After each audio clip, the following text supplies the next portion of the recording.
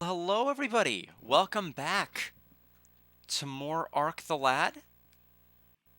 Have a nice little close-up of my face there. Welcome back, everybody. So we started this game on Tuesday, and we may very well finish this game today. Now, you're gonna check to see my memory card, and something's gonna confuse you for a moment. You're gonna see save data 1 that's level 18, and you're gonna see slot 2, which is level 60, 12 hours, 59 minutes. So, what the heck happened? Since the last stream, you may all be wondering. So there is a dungeon area that appears very, very shortly after where we left off. It is a 50-floor dungeon. Uh, by no means are you meant to tackle it right away. I did, because I needed something on floor 5.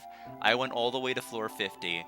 But as it turns out, there are no saves anywhere in this dungeon. And it took me about 5 hours of active gameplay to finish it, because once you hit floor 50, you had to manually walk out the previous 49. And so, not to mention, I had to leave the game on and do other stuff because of like I can't sit there for 5 hours. I got to do other stuff. So hence why this is 12 hours 59 minutes. So what's going to happen, gameplay wise, is we'll load this. We'll see whatever story stuff happens, because to be quite frank, I averted my eyes, mashed text, whatever I needed to do to get to that section where I could grind again. And then when we get to that section, I will load the save back up that's here, and we'll continue from here to however long we need to be with this save file. Level 60 is max level. I don't know if any of you knew that, but that is the highest level there is for Ark the Lad. There's no EXP beyond this. A couple of updates. Number one, if you remember from last stream, I did have down next was Saturn in all question marks. As you can see, it is not now Saturn with all question marks. It is now Waku Waku Puyo Puyo on the Saturn. I did use my satiator, and I did plug it into the Sega Saturn. Good and bad news about that. The bad news, the Sega Saturn that I've been using with the working disk drive, it works except for one thing. The area in the slot where you put the MPEG expansion, for whatever reason, there was something broken back there that I don't think anybody would have possibly realized was broken, because nobody really uses that slot for anything. In Japan, I think there's only like a handful of games, including the Lunar Silver Star MPEG edition. You could even get a non-MPEG where you don't even need that, so it's kind of pointless. And so I never knew that until I had something to actually plug in there. So that Sega Saturn console was useless for purposes of playing Waku Waku Puyo Puyo on the Saturn. But if you recall, back when I was playing Magic Knight Rayearth years ago, we ran into an issue on the Saturn because it kept freezing after like every 30 minutes of gameplay or so, to where I had to keep turning off and on the console, to where I just bought a new Saturn. That old Saturn does have the expansion port that does work. So even though the optical disc reader is like clearly on its way out on that one, it is good for the satiator purposes. So what that means is I have a Saturn exclusively for playing disc games, and I have a Saturn exclusively for being able to play anything else. Anything else I could possibly imagine or want. You know, Policenauts, Dragon Force, Iron Age, any of the Sonic racing, anything else could possibly be done with that. So that's where we're at with that. Shining Force 1 is the next game after Puyo Tetris 2.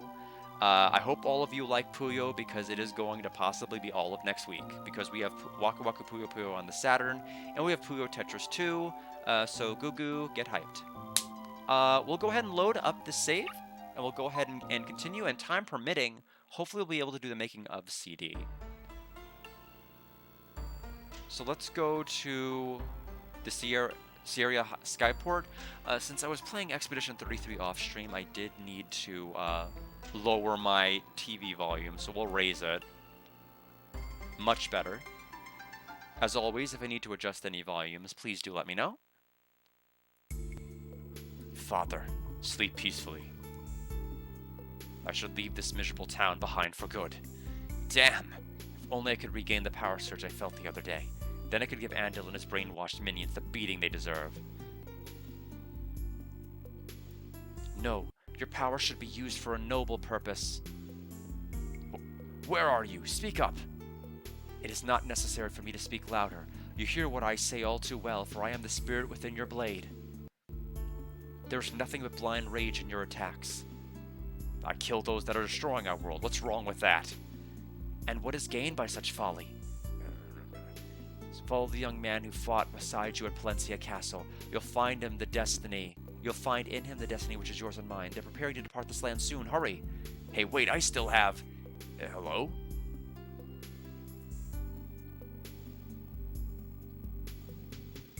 Destiny. Serious Skyport? Bear Kidney, thank you so much for the 57 months and welcome. It's crazy, almost 5 years. The King's Messenger has told me of you. I am instructed to help you, so feel free to ask anything you wish to know. You may board now. Just guess we didn't have anything to ask. Wait. It's the fugitive guard from the castle. I have no way to prove what I feel, but I must accompany you. I promise not to be moody, as was the case when last we met. Oh yes, indeed. Come aboard. I dare say a little adventure mightn't be the same without you. Keep your distance, old man. I trust not the undead. Well, your manners could stand a bit of training. You could use a bit of personal hygiene as well. But facts are facts, and the fact is that this man is linked to your destiny. Ark, I can sense it. How can you be certain? Let's just say that when you've been around for over 3,000 years, the Clue storehouse has a surplus. I sense that your spirits have been intertwined since my journey began all those years ago. Creeping me out a little. How could you know that? I've been around, and so has the Ark, and so have you. Things are all coming together in quite a grand way. I shan't even pretend to understand. Perhaps it's best not to try. There are no objections, then I'm ready to leave. By the way, I'm known as Tosh. I knew that already. Why did I know that was coming? Because you're beginning to see a glimmer of my magnificence?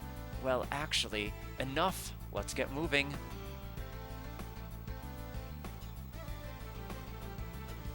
But yeah, the Satiator tested with flying colors, so Saturn will be next week. So looking forward to it. Because there's a number of games that are going to be untapped on that console that have been needing to tap. Blazing Heroes, for example, is made by Microcabin, which is famous for every one of the games that all of you should know from my channel. Guardian War and Lucien's Quest, the two RPGs we played on the 3DO, they also made that. So we will see if it lives up to the same hype that the other games did, which was, spoiler alert, a 73 and 74 final score. But who knows? Maybe it'll get a 75. We will see. Alato Skyport. Oh, I think we went the wrong way, didn't we? Yeah, we went backwards. We don't want to actually return back, so hopefully this isn't going to be too long of a scene here.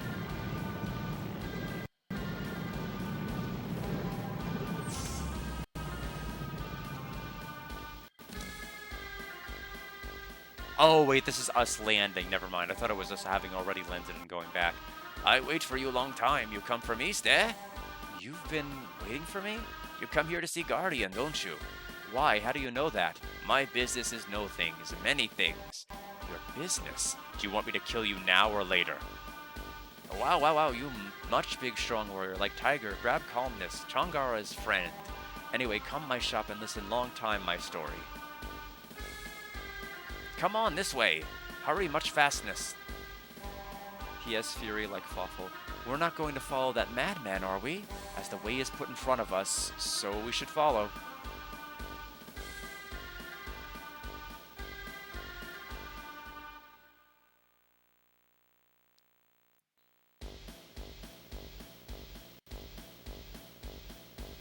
So we're going to go to Changara's shop.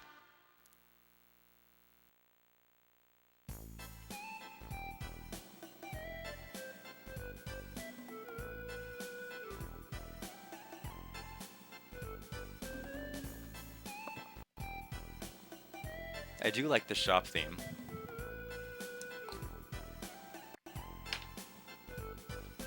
Sorry I kept you waiting, so what should I talk first? Perhaps you can start by telling us where to find the Guardian in this region. Oh, before that I tell you about this place. This is the first place people built a city after Great Calamity 3,000 years ago. That means this is the place where our history began. That's why so many ruins here, falling down now. Chang'e is adventurer and always looking for treasures. It is business, yes? We have no interest in your business affairs. Yes, rude is not good color on you. Perhaps you fix that, eh? Okay, I tell you about Guardian. Make your ears stick up and listen. They say like Guardian still a place people started their history. Yes, that would put it in this general area, but can you be more precise?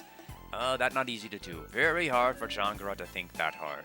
I'm starting to get the idea that currency may help you remember. Chang'e, I like this pretty flower. You keep her, eh? Bigger treasures, you know. They have them bigger monsters who protect them. So Chang'e can't get them alone. I can take you to ruins, and you can get treasure there for Chang'e. Then I tell you where is Light Guardian. I cannot believe you would try this. Oh no, do not doubt. Chang'e never tell a lie. It is bad karma, eh? So I suppose the question is, do we trust this guy? Well, I can vouch for the accuracy of what he did actually tell us. It's all quite true. I really want to believe what he says, and since he is our only lead, we have little choice. Besides, my father was once here too. I think there is some connection. Your father? What? No, it is nothing. Let Chang'e tell you about runes. Listen big, eh? You need to fetch Summon Pot. Rumor says it's on 5th level. Runes go deeper than 5th level, but monsters are bad and danger is big. The deeper you go, the deeper the trouble, so stay out of deep level, eh? Go too deep in dungeon and go boop boop, up in the sky dead like goose. Tomorrow danger, but tonight you stay safe with me. I don't even charge you, eh?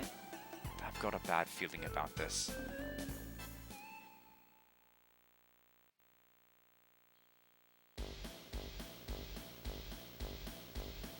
Forbidden Ruins.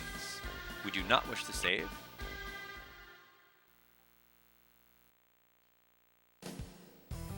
And just so that all of you are aware, and for those who weren't here at the beginning, I skipped all of the dialogue, averted my eyes, everything, just to get to the shop. Because I wanted to go to an area where I was able to grind, because all of the areas where I left the stream last time had high-level enemies that were, like, instantly killing my characters. So, and the only other place was beginner zone, which is impossible to level at because they have, like, level 1 enemies. So I went through the dungeon off-stream and got to level 60. So there's no story events that actually took place between floor 1 and 5, even when you go and get the item. So by me just loading the save I made after getting the item, you have missed nothing of consequence. Plus, we're probably at a high enough level that it will not matter. For purpose, we probably won't need to stop and grind anywhere else for the remainder of the game. After all, we can't grind anymore when we're level 60. That's the max level.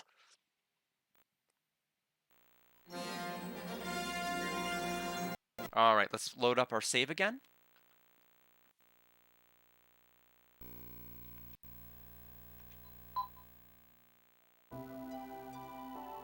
Except it's going to be save slot number 2. And again, going through all 50 of those floors over 5 hours. No saves. You die, you lose it all. So we're gonna go back to Chang'e shop.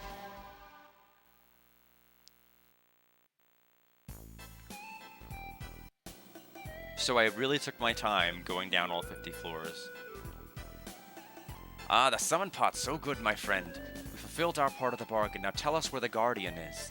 Yes, deal is good if pot is real. I have to inspect first, eh? I like the magnifying glass. It's really cute. This is summon pot, our deal good. Now then, tell Chang'e why you want to see Guardian. Is that a big business? Chang'e just want to know. No reason, really. The Guardian shall play a pivotal role in our mutual survival. I'm not certain I understand it all yet, but we do need to contact them all, and soon. So please, if you will, tell us where we might find the Guardian nearby. What do you get from saving the world, eh? Riches? Fame? Believe it or not, some people do good not for personal gain, but for love of others. Yeah, not for personal gain. Stupid, eh? You are one hero man's talked about. Forbidden Ruins.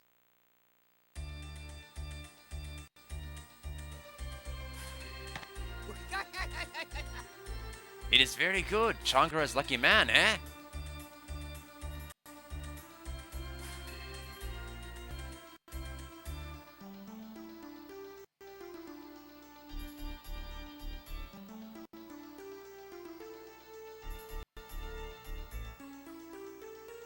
Quoi? No!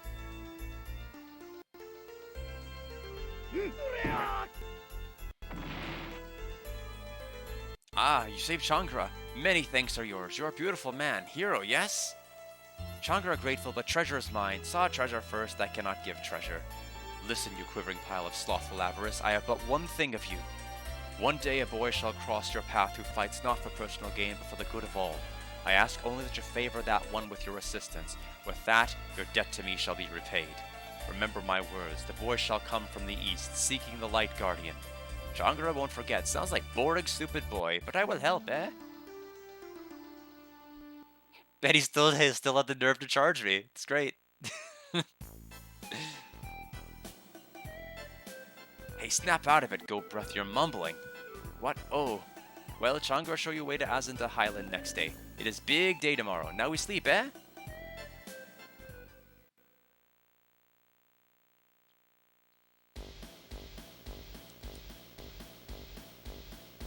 So there is a Zenda. We'll go ahead and save.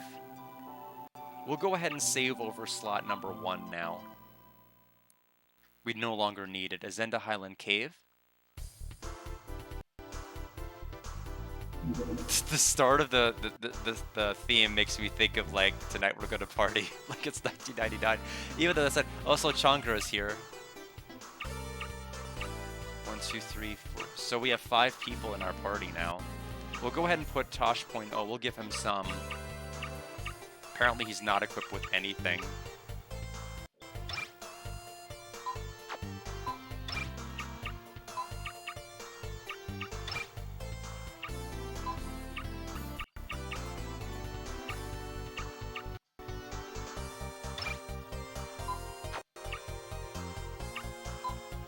What else do we want to do here? We're still missing a romantic zone. Yes, yes, I said Tosh.0 before. Welcome. Heckin' Chagra, welcome! Yes, we have Chankra in here as well. Everybody's here, every fighter's here. 5 people total. Hope you're both doing well. But yeah, I like that we have the same brain. I literally said Tosh.0 last time. I think we're all set to go. We are like way over leveled. Okay, there's a treasure chest that way.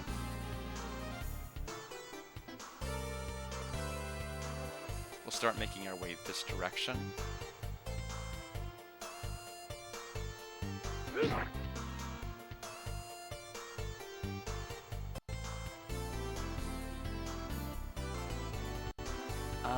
No, I have no way to... I have no clue how I'm supposed to get to that. I don't think any stone I can throw can even make it. No. Okay. Oh well.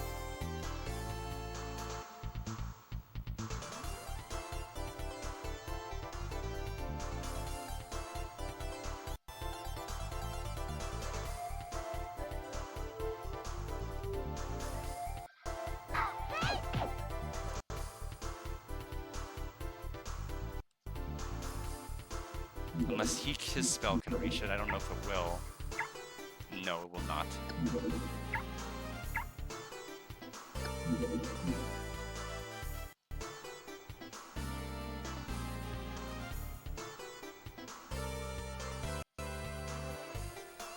What abilities do you have? Oh, that's not how to open an ability menu. That's my fault. It has been 4 days. So we have Palo Nut, which I believe permanently increases one of our stats. I don't remember which.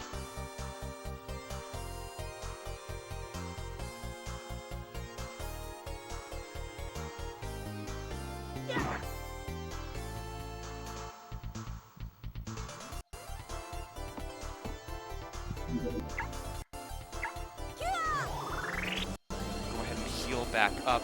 What I am curious about is how am I going to kill the enemies that are completely the other direction.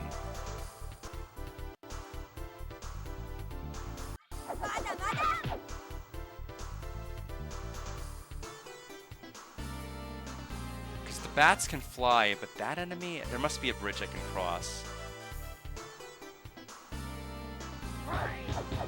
Well, that's not going to be very effective.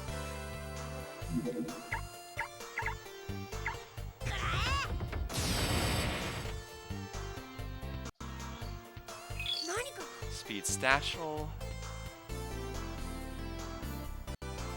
Okay, yeah, we can get to that enemy from up there. The rest of them should just come to me. Do we have any abilities with him? Summon Healing, Clack, Search Monster Stats, Summon Floor Making. Oh, that's how.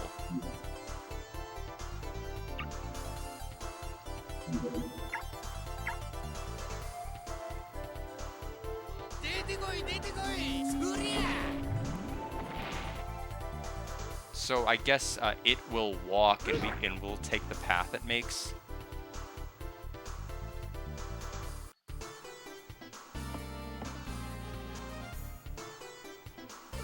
Whenever it eventually gets a turn, anyway.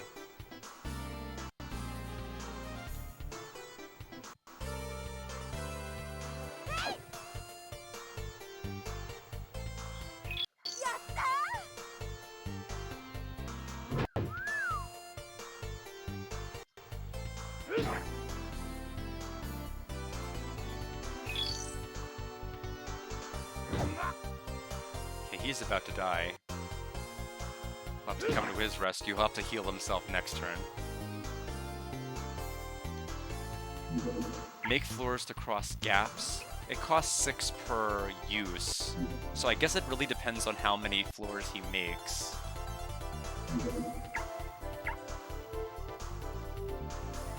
Oh yeah, that's just gonna say, no, that's just not gonna, there's no way to get all of them.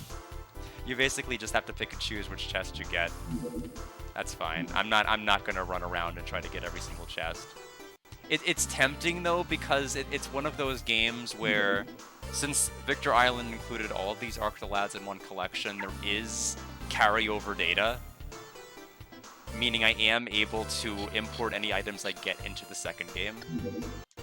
Which automatically makes my brain want to go, I need everything that this game has to offer, but I know I can't do that. There's not enough time.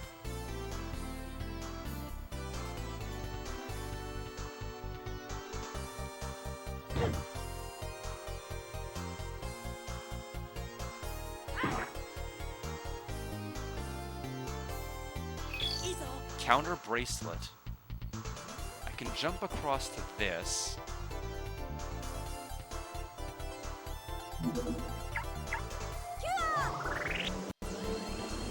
We'll just have her cast Cure so that she does something.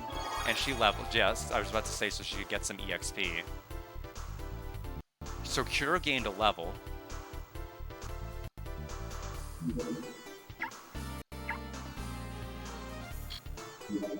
It's gonna take forever.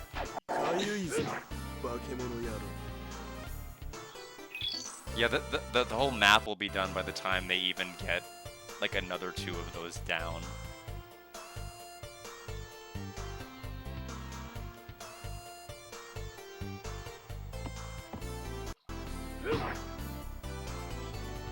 Magic Leaf.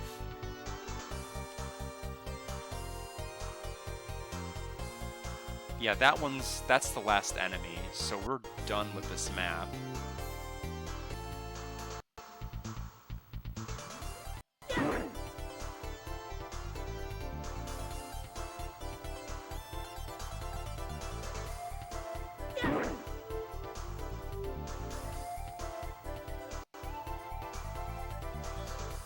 Deity Fist.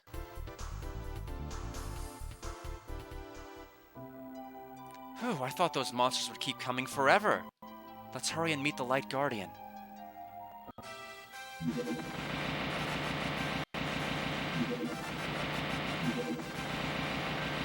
Just welcome to our loud victory screen.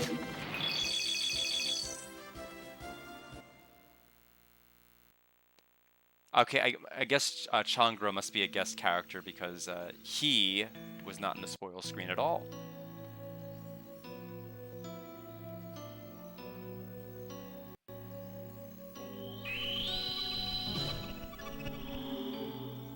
At last you have come, young hero. You have shown a heart full of courage to come this far. Now show that you possess a spirit of wisdom by listening carefully. Humankind has sacrificed the truth of our existence on the altar of selfishness. They've destroyed the natural wonder of this world to satisfy their greedy desire. Their illicit acts have weakened our power and opened the way for monsters to come. Even now, as the world turns to darkness and monsters of every sort appear, the people of this world fail to see the error of their ways. And so it comes down to you, brave Ark, to vanquish the beasts that threaten this world. Seek out the other guardians and slay the beasts that restrain them. Then listen to the tale each has to tell and gain their power stone. But do not mourn a future of darkness. For you see, if you succeed in freeing all the guardians, the future shall be only one of light. I trust in the light I sense within your souls that you shall accomplish your task. Therefore I know that these gifts shall serve your mission well. Use them in good health.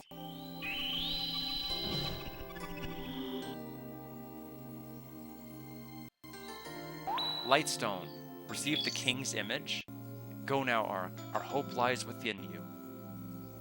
Oh, Changra, know this thing. With the king's image you can steal experience of another. It is mine, the king's image. Good payment for Changra, eh? Azenda Highland Cave.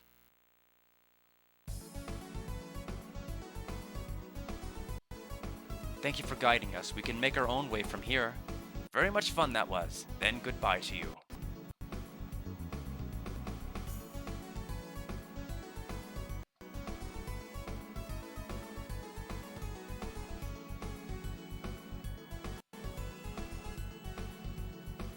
What is Changra still doing here? All excitement over, eh?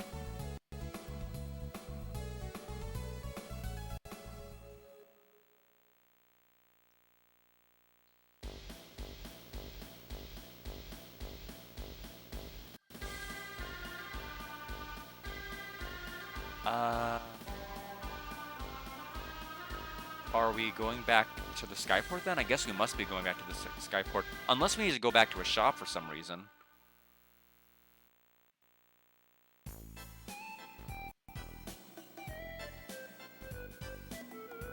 Nobody's in the shop. Okay, well that answers that question. It's either Forbidden Ruins, which is the 50-floor dungeon, or we can just leave. So I guess we will just leave. Wait, did I select the shop? Oh no, it's just cutting back to the shop.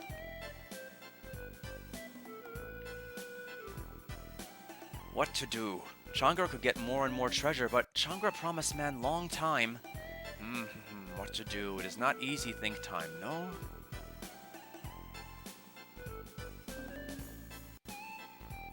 It's like the stupid werewolf head in the background. It's pretty funny looking.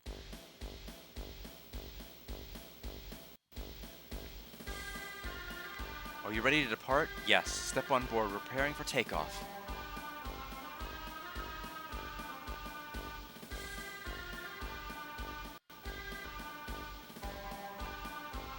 Aye, aye, aye. Wait for Changra.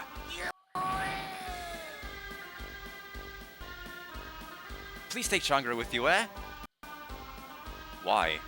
You only get involved when there's a profit in it, don't you? Well, Changra can change mind after Guardian talk. Changra mind is new thing. So if Changra join you, my great talents be so helpful to big fight, eh? Alright then, but you'd better be on your best behavior. Gogan, what is our next destination? The stone shall guide us now. Behold!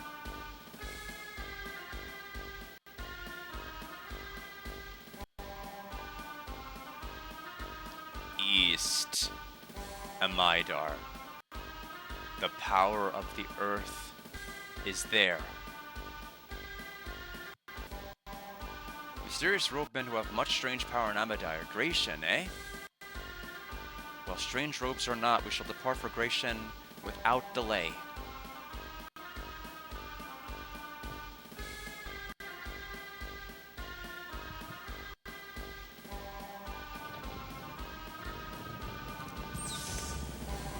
I can tell they're really, really proud of the airship because they do show like the entirety of the departure and the entirety of the arrival each time there's an airship scene. And admittedly, it is pretty cool looking. We'll go right to it.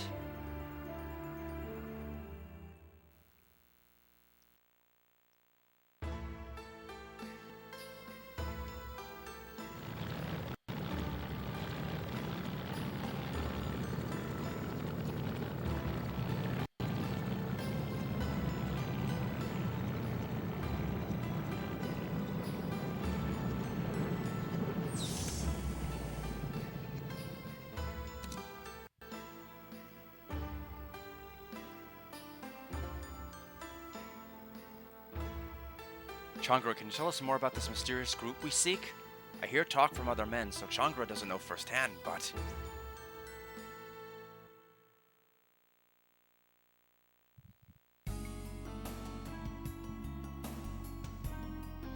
It said the men you seek are fearsome opponents, trained in 2,000-year-old martial arts. They be trained much in the Amaidan way of discipline and life force building. They say the Amaidan masters can kill from big distance. They use scary power that makes Changra weak and shaky. Oh, it's like what Master Lun was doing with the Shadow Fist. That's what just to say this.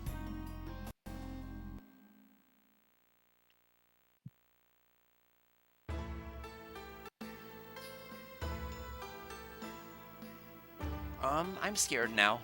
Oh, Poco, calm yourself. These monkish types might be perfectly hospitable gentlemen. Then again, they might be savage and human killers. Well, now that certainly was not a reassuring thing to say, Kukuru. Have you no tact? We must not delude ourselves that there is no danger. We cannot be lulled to complacency. What he said, I think. Well then, only one way to find out. Let's head for the temple. Don't even greet the person that's there to see us. It's great. Just leave. I do like this game just like wastes no time. It's just like there's the plot, go get it. And then we go there. So like even though the gameplay is not the most intriguing factor about this, like it does have good flow. It doesn't get too distracted with what it wants to do. So we'll go to the temple. It'll prompt us to save.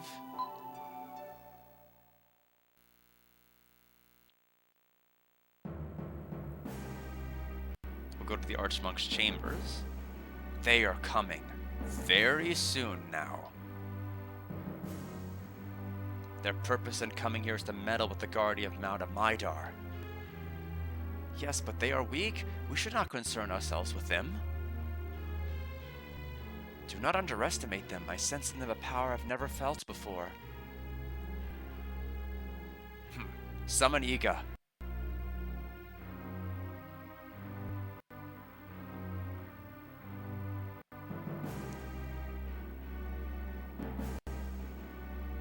You summon, Master? How may I serve?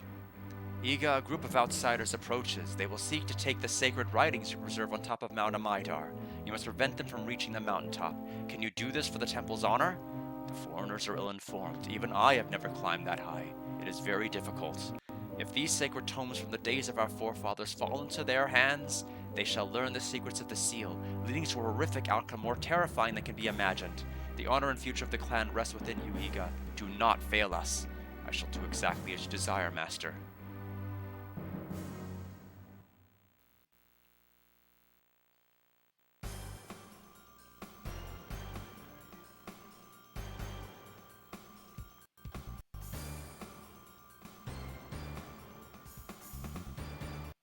Amidar Temple. Formidable.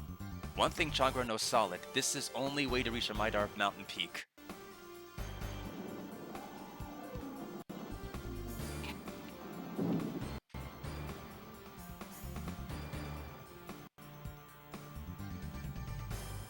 So it is exactly as the Master said. I warn you, travelers, it would be best if you turn back now. The mountain is forbidden to the unclean. Our sacred books must not be corrupted. What sacred books? We seek only to speak with the guardian of the mountain. Ha, again you have acted exactly as the Master foretold. I shall not fall victim to your lies. He's not going to listen to us, is he? It appears we're going to have to step on a few toes here. I warn you, sir, our mission is dire. If you stand in our way, we shall have to deal with you in a most unpleasant manner. The fear of death is unknown at Amidar Temple. Well, now that's certainly a progressive attitude. It seems we're at an impasse. But perhaps I can find a way around it. Let me think. How about a match between you and this lad? Would you wager your skill against his? If our boy here loses, we march out of here. If he wins, you have only to lend us your ear.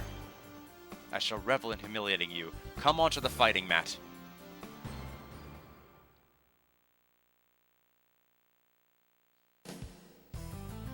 Set up equipment. Nope.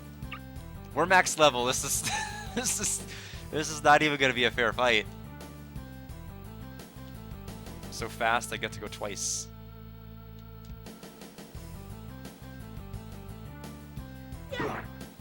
Take that. Short sword received.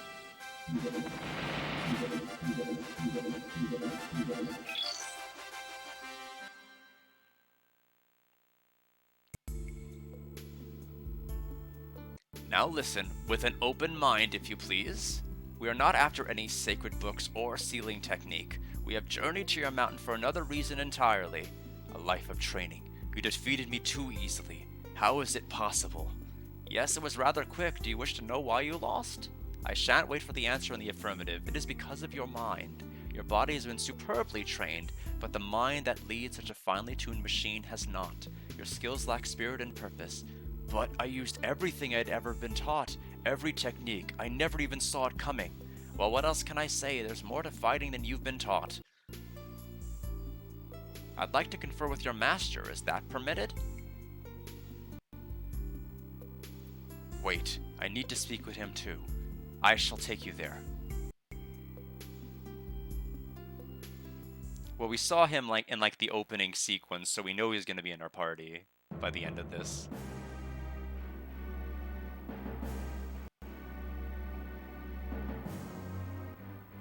Master, I have failed the task you entrusted to me. You need not confess your shortcomings. My own eyes behold your failure. And you even dare to bring these thieves into my innermost chamber. Master, I meant no disrespect. I believe you may have hastily judged their intent. And now you dare to judge. May I interrupt just a second here? I am really enjoying this humiliating exchange and all, but you're a poor actor, really. And how can we not be tipped off by your stench? How dare you insult the... I know a filthy monster when I smell one. Let me help you out of that disguise. Yeah! He's going downstairs to the proving grounds.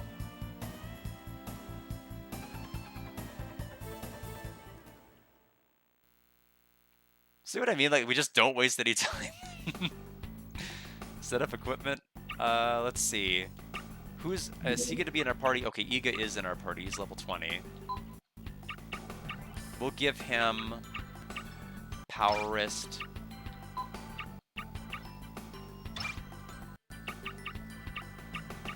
We'll give him the Phantom Shield. He needs more defense.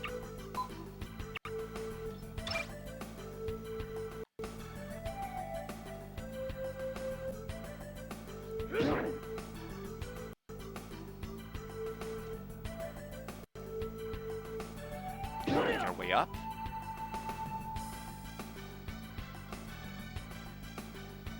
We have to be careful with how quickly the rest of them get up. Unfortunately, leveling up these characters that are mainly healers are not going to be nearly as easy, which is why they're still at that base level.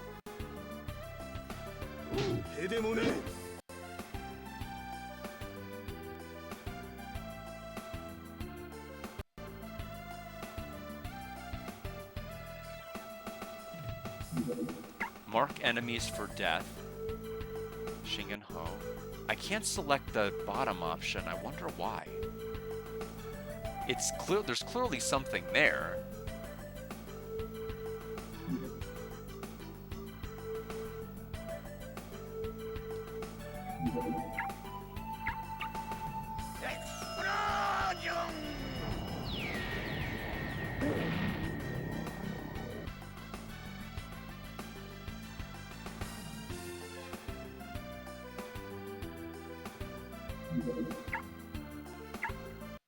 We don't actually have a way to... we don't actually have any damaging abilities with Tungura, so we're going to have to just kind of hang back. We can't attack the distance that we need to. Prayer beads.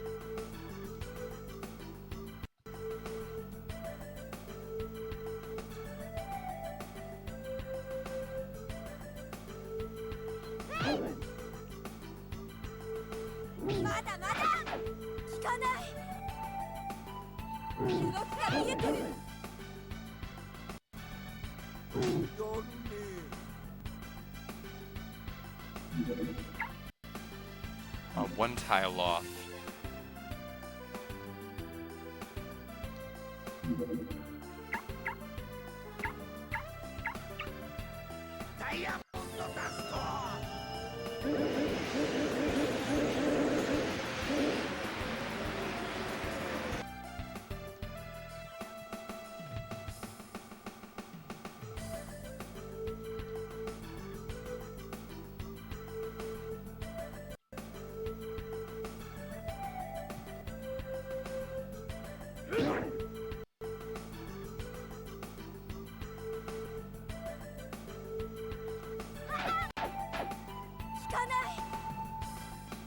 And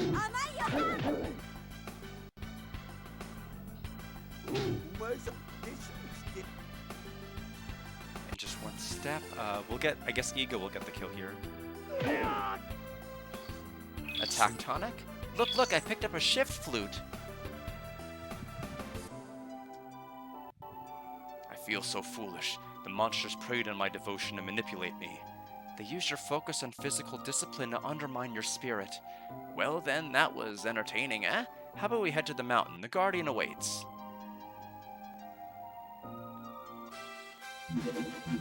Time for loud results.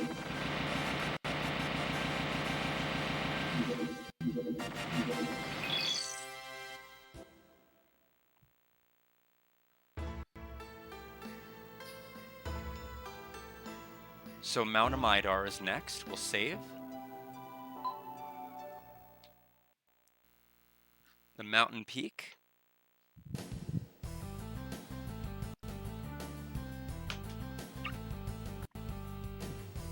Let's take a look. Slime. So that's that peak. 3 enemies on this side, but everybody really needs to be going this way.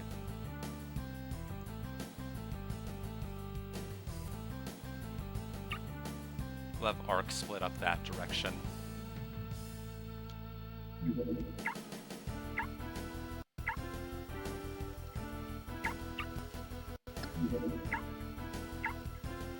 Yeah, unfortunately we only have single target abilities.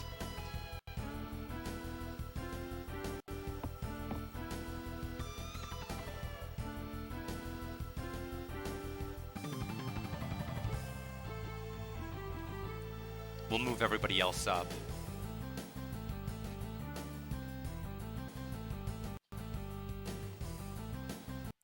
Okay, good. They have a chance to split up, just like slime enemies in some other RPGs, and so I was worried. Ooh, okay, we're turned into a Homoji.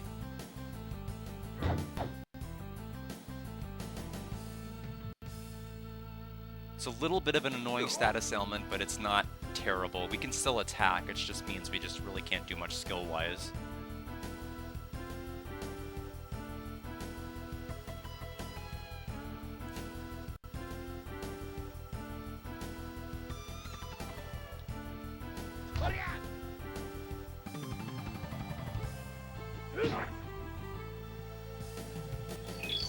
Big bomb. Okay. So we'll have Arc go over here. Power Jelly.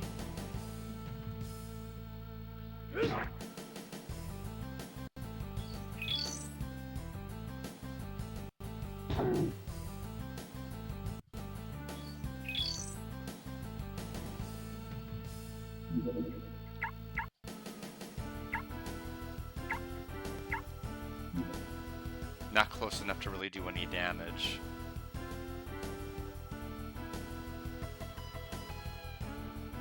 The slime could have attacked, but didn't.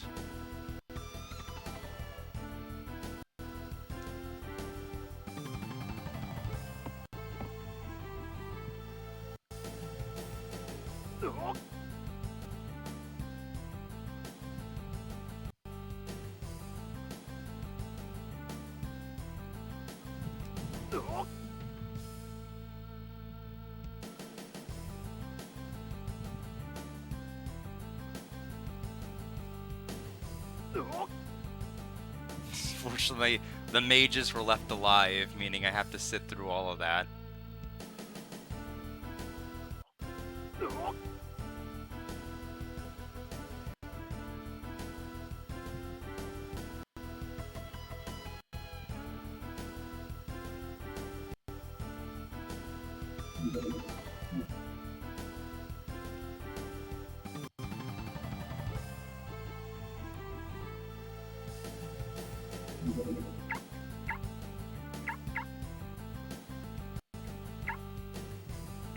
Yeah, unfortunately it's only single target. I wish I could attack in like that 4-tile radius, I just can't.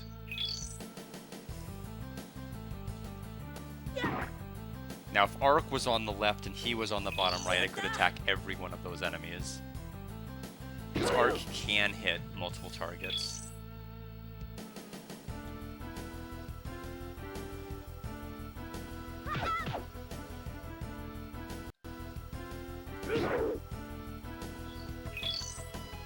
Antidote ring.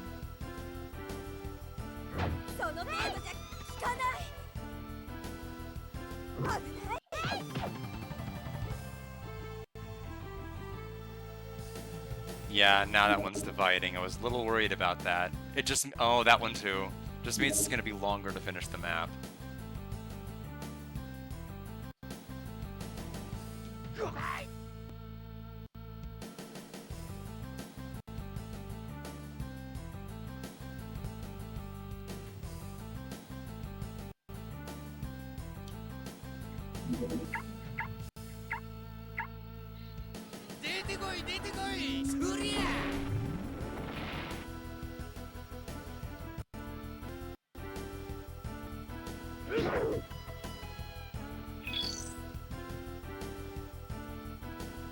We'll start moving arc back up.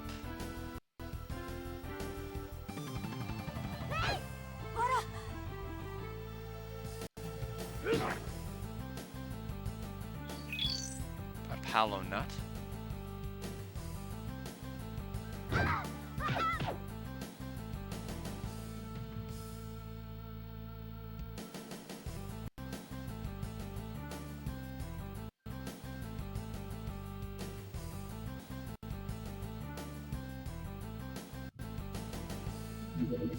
Okay, so they have heal. Didn't know what kind of healing magic they actually just had. Nothing crazy. I'll leave that slime alone. I want the rest of them to try to take care of it.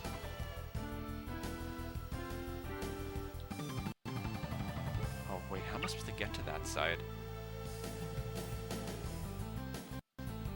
It doesn't seem like I can walk through that way.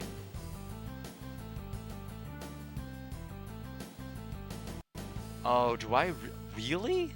They're gonna make me do this? I think they're gonna make me do that. That's terrible. There's no reason for that.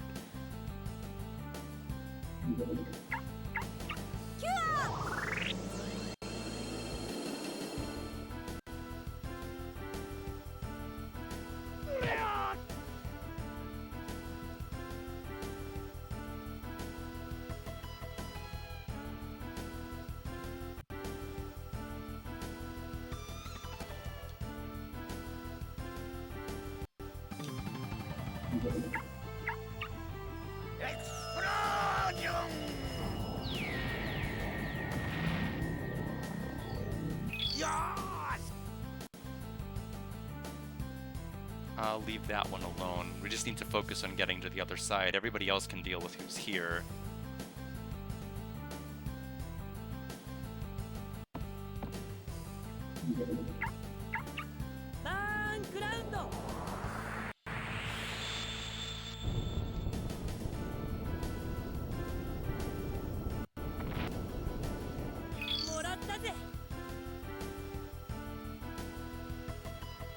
We'll try to have her head over to that enemy if we can. Fortunately, we have to take the long way around, which I'm not really fond of.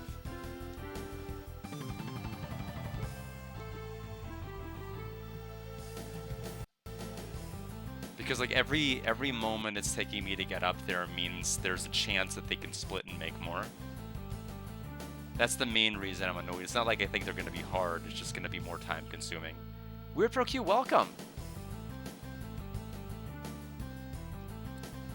We may not be as close to the end as I thought, because I knew we were having to get to the Guardians as being the next major step, but I thought it was going to be like a map and then Guardian and that was it. But it turns out we've actually had several maps before we've seen the first Guardian.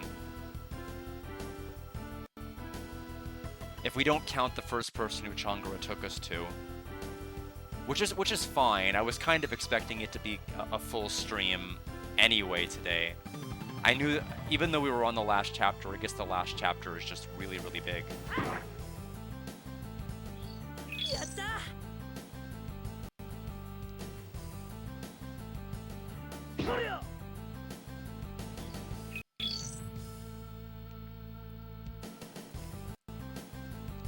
But you missed me announcing the news earlier with ProQ. The Saturn stream is on. I was able to test the satiator and it worked. But not on the Saturn I wanted it to. The one that actually has the disk drive that works. For whatever reason, the part in the back that takes the MPEG expansion slot, there's something broken in it that I never realized for years. Because I never had the expansion port, because there's like really no games I would ever play that would use it. But the one with the broken disk drive when I was playing Magic Knight Rayearth, that I kept that one Saturn that kept not being able to run the game. Like I'd have to power it off after like 40 minutes of gameplay, and until I got a brand new Saturn just to play it. That one does work, but the disk drive doesn't. So I guess I have one Saturn to play games that are on CD and one to play games that are not. Is basically what it boils down to. Thank goodness I didn't replace the other one by selling it or anything.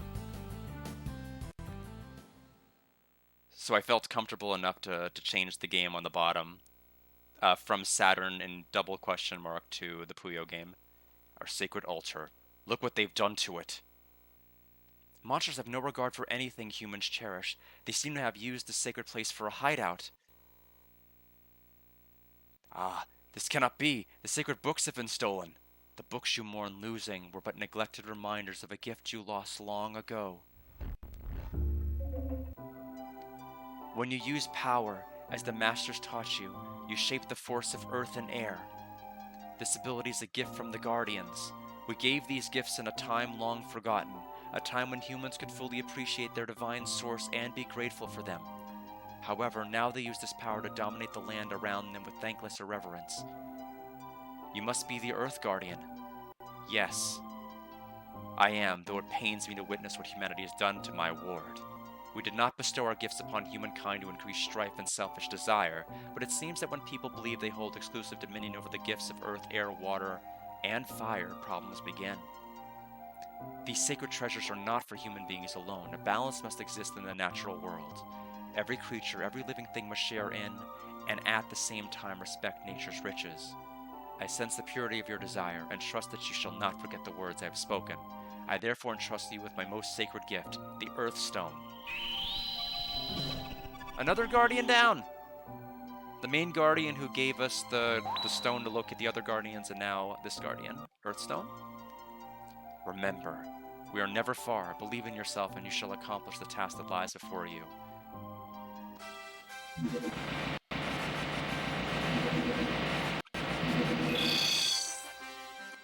A Midar Temple?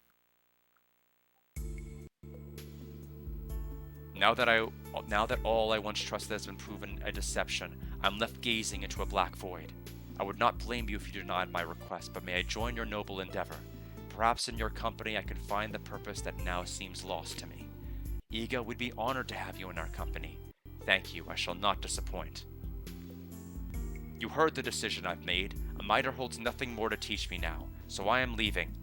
Our sacred temple has suffered a great shame. I do not know if it is possible to recover. If all of you departed as well, I would not blame you. There are yet many of us who have remained preserved from evil. You have shown me the bravery necessary to bear the faults within, and the strength to correct them. We shall remain and restore a Midar temple to the true path, protecting it until your return. The last one's like, yeah, I'm leaving. He just doesn't say anything. I'm impressed by your humility and tenacity. When this sojourn is complete, I shall return, perhaps to a new beginning. We shall see. Until then, remain true to yourselves, my brothers.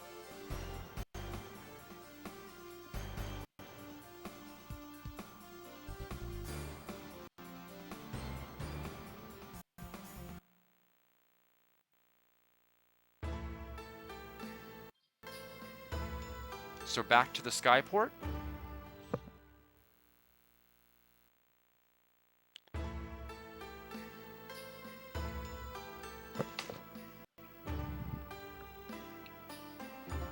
Well, Ark, it appears your party has grown yet again. Have you decided to depart? Well then, get on board and we'll be on our way. At last, 7 heroes come together is good. What? I said nothing. Gogan, I have no idea where to go next. Have you forgotten already? Trust in the stone, my friends. Trust in the stone. Yeah, the stone that has previously spoken and explicitly told us where to go. West. Needle. The power of wind is sealed there. I'm familiar with that place. They held a notorious tournament there. The top prize offered is the fabled Wind Orb. It is reputed to be a wild competition. Wind Orb? That's some kind of treasure ball, eh? Changra heard about that. Is good. In any event, it sounds like a promising lead. Let's move. It's time for our tournament arc. Do not forget that we have opened our temple to those who wish to use the proving grounds. If you feel weak, return and train here to build your strength. Thankfully, we don't need to do that. We are plenty strong.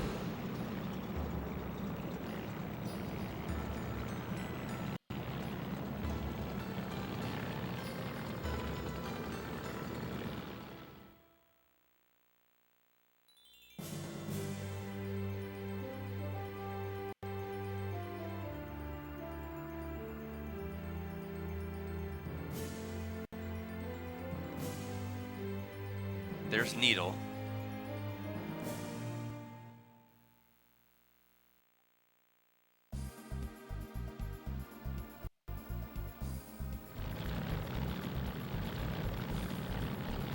I like the way the sky looks in this. It kind of reminds me of like Final Fantasy VI. Well, now you can't see it anymore. Sorry. it was pretty, but you can't look at it anymore.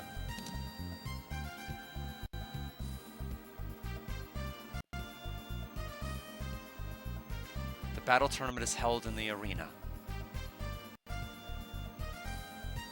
Opening ceremonies are about to begin. If you hurry, you may be able to make it.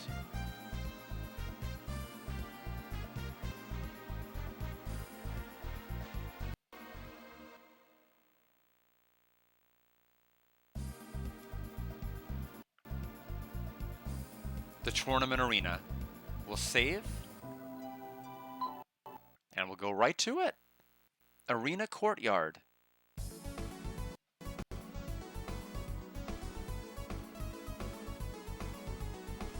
Oh, honestly, you haven't time to chat. Don't you have some sit-ups or shadow boxing to do? I am strong like ox. The weak challengers this year will crawl home like little babies when I finish with them. Ha!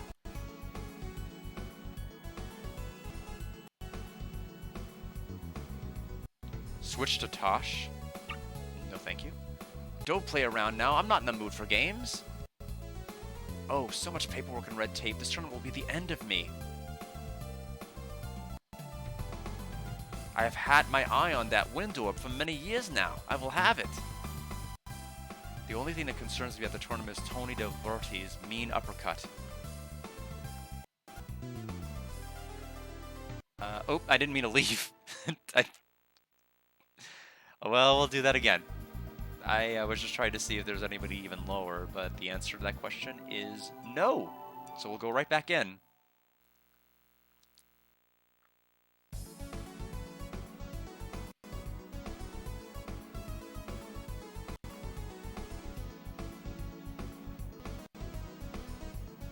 Okay, so where am I actually meant to go to continue? Hey, an Urban Agong. That's a new one, but I'll take it. Well, that wasn't it. That clearly wasn't it.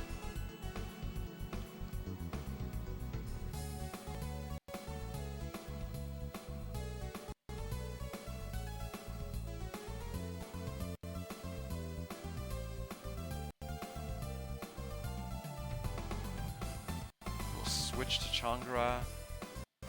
I'm actually not sure where we need to go from here. We're at the area, but... Do you wish to enter the Tournament of Champions?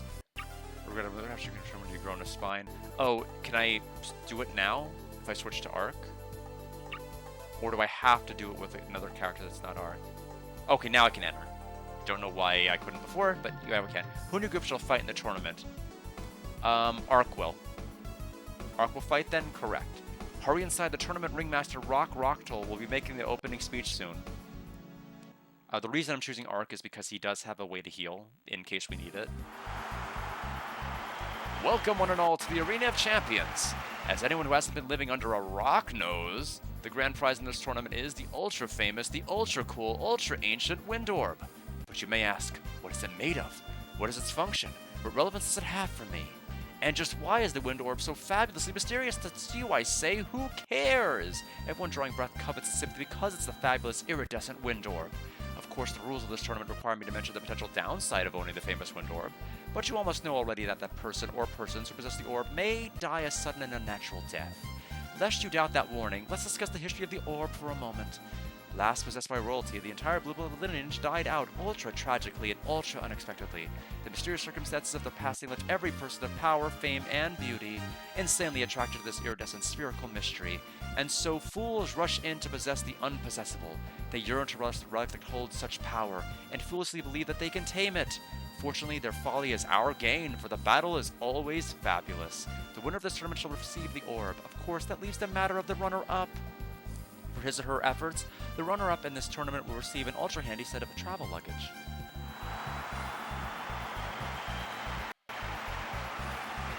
But wait! There is yet one more surprise for today's combatants. Once he has beaten the field of contestants, the new champion must face and defeat the prior champion to claim the orb. It's gonna be a rockin' good show, and it's time to kick it off. Let's go!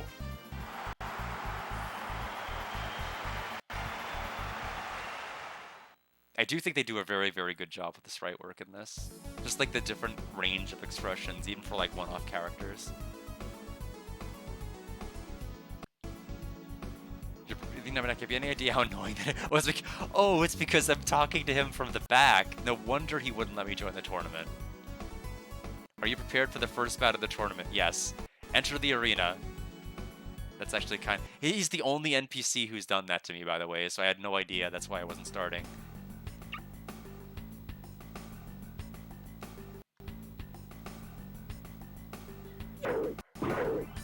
Take that. Got a revival tonic?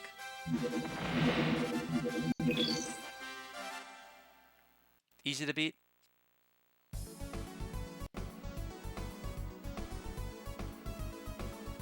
I sincerely believe the mid-tournament show idea will boost attendance, but it must be an extravaganza. I'm in good mood today. Good mood make good fight, eh?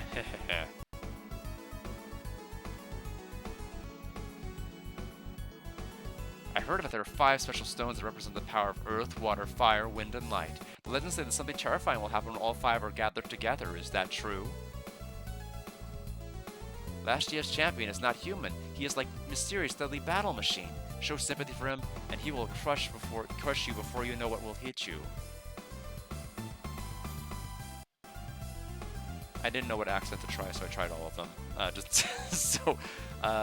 I did my best. We are ready. Enter the arena.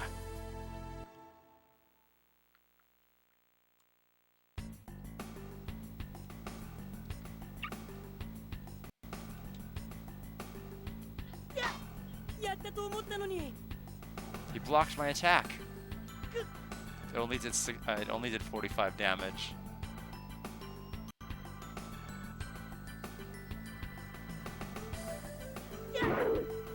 That's more like it. We got a power nut.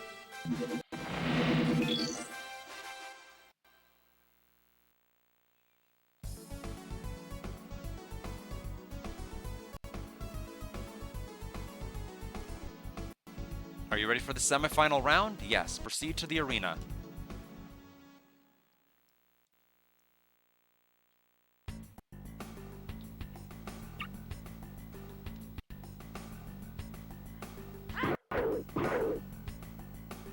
He's gonna cure himself?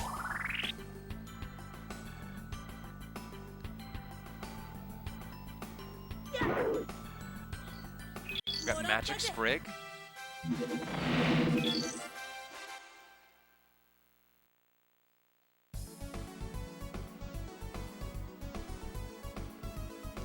And now? Are you prepared to begin the decisive final bout? Yes. Proceed to the arena floor.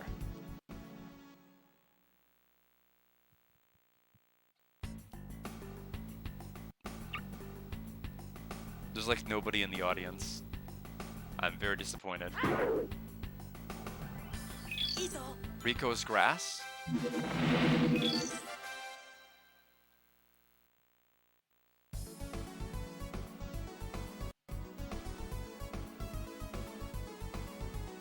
Are you prepared to fight for the orb? Yes. Proceed to the arena. All right.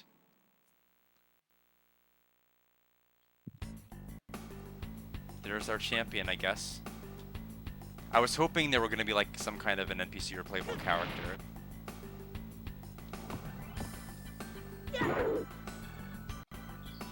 Got a power apple. Give me the orb.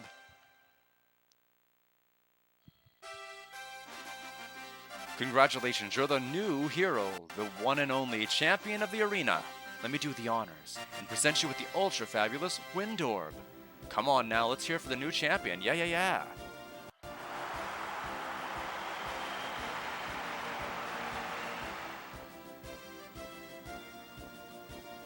Once again, everybody, the new champion.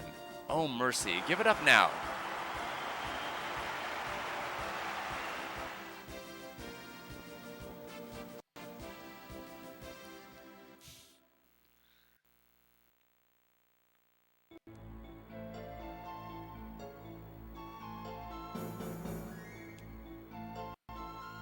That was some of the best fighting I've witnessed.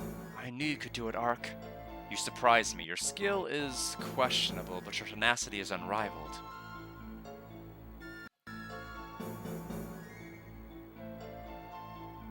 You know, I'm quite surprised that you managed to win the tournament and the orb.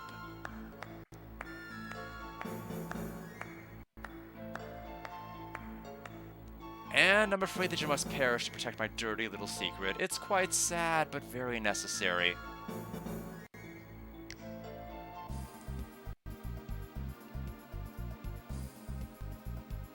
So you've been killing every champion that wins the orb and stealing it back? Then you enter a phony champion from the year before to cover your tracks. My goodness. With such a sharp mind, it's a pity you have to die, but alas, I have no choice. Make your peace and say your prayers. It's the beginning of the end for you.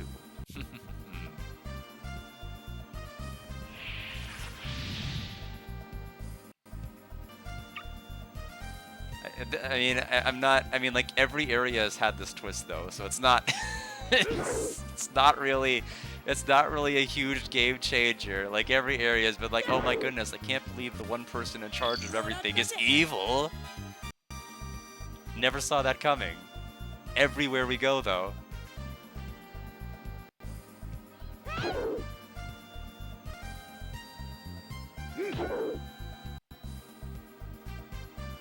But it's a cute, simple game. I can't be too mad at it. Like, it moves so quickly through everything.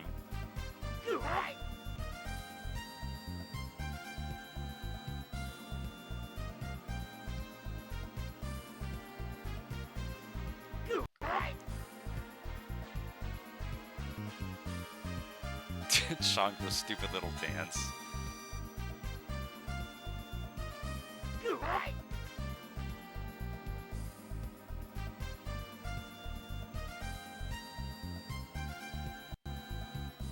My goodness.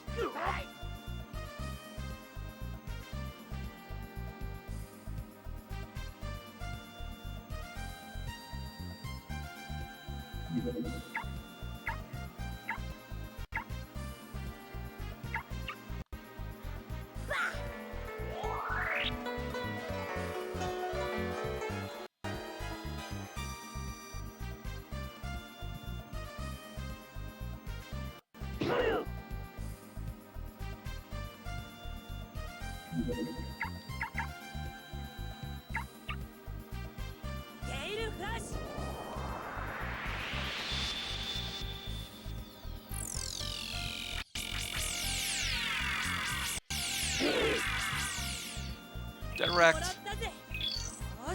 And we're done.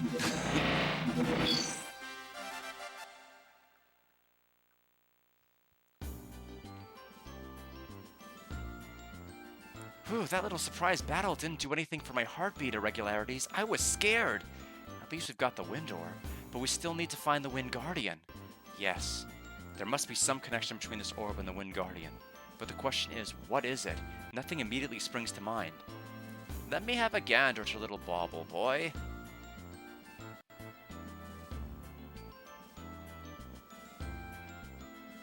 Seems to have the power within. Behold the way it vibrates where my staff contacts it. Oops. Oh dear me! How terribly clumsy. I've gone and ruined the blasted thing. 1,000 thanks for releasing me from bondage. You are the first humans I've encountered in more than 600 years. You see, long ago an evil merchant conspired with dark forces to entrap me so that he could control the wind. He sealed me in that orb all those years ago, controlling the wind while he lived. So you've been trapped in there since he died? Correct. Tell me, why are human beings so greedy? Since being sealed in the orb, I've seen people killed repeatedly for that worthless blue ball that was my prison. If you hadn't broken the orb, it might have held me forever. Oh, what a thought. People's ignorance and greed cause these tragedies, but people can learn. They're not all greedy and thoughtless. I see. You would ask me to believe that there are ones who would deny their greed to seek the truth. They remain filled with doubt. I give you the Windstone as a token of my hope that your words are true. Great, I can't wait to drop it on the ground and break it. Receive the Windstone. Receive tragedy glasses. What does that even mean? The last of the stones are with my brothers, the guardians of water and fire. Seek them out. 2 more left. We made much better time on that than the first orb, which is great. We'll go to the Skyport. One moment, though.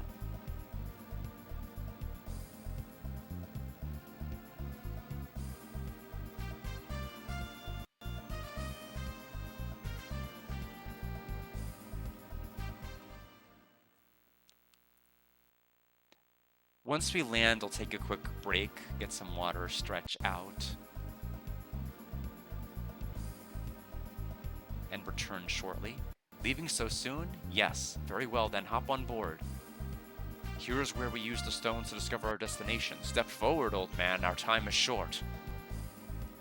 That certainly wasn't very respectful, Tosh. Goguen, don't take it personally. Tosh is just unmannered. Not to worry, Kukuru. I've seen his type before. Remember, I'm thousands of years old. I'm ready, Goguen. Let's put the stones together. Alright then, here we go. Let's see where the stones lead us.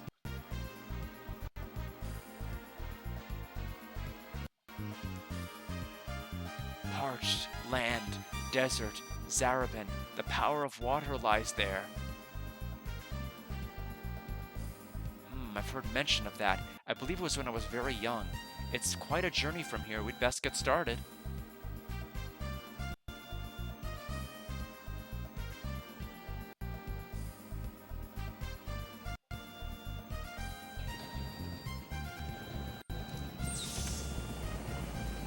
If it lingers on the sky, we'll be able to see it more unobstructed. It kind of looks like the sky in the opening of FF6.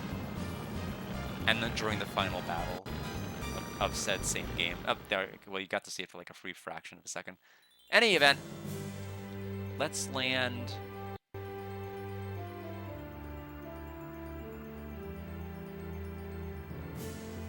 Oh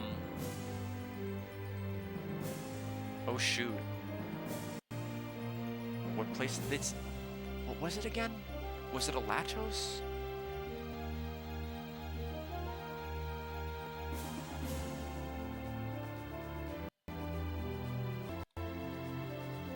Might have been Alatos. Let's take a quick look. I want to make sure I've arrived at the right place. Oh no, this is where Changara's shop is. It's not Alatos. I read it, but then oh man, I hate it when I get so focused on reading something I don't internalize what I read. That's exactly what happened.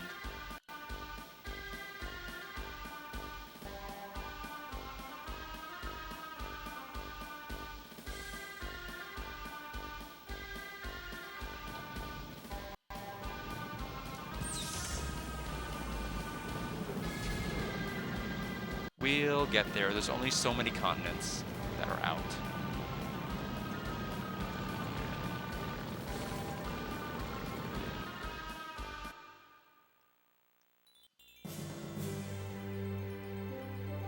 One moment, I'm about to check something out here.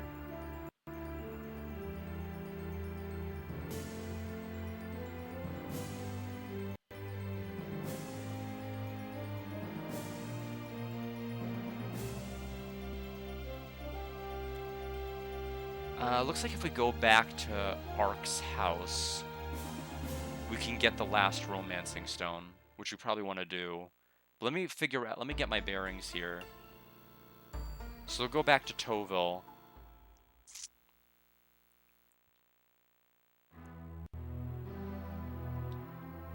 Receive letter from Box. Dear Ark, you have met 3 of the Guardians and received their power stones. These stones are precious since they represent the will of the Guardians. Guard them well. I hope by now you understand that the thing that drove us to the edge of extinction was our own desire. Your quest to right the wrongs of our forefathers fills me with pride. Always remember that. I suppose you must know by now that the next Guardian is in the parched land of Zaraban. Help them, and find the Water Guardian. One day I pray we shall meet again. Joshua. What?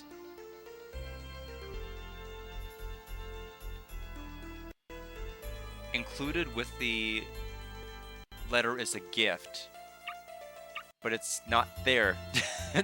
Maybe it was only a very specific window. It might have been one of those games where it's like, I guess they wanted me to get it before Needle and I didn't. That's okay, whatever. I mean, I wasn't going to 100% the game anyway. Oops, I think I accidentally reread the letter.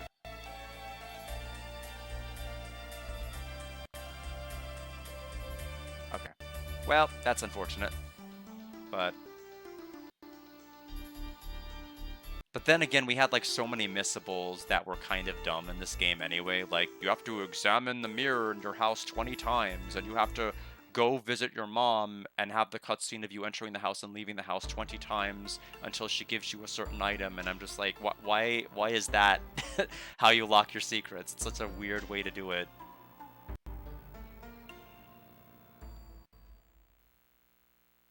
Now the problem is I need to figure out which Skyport it is.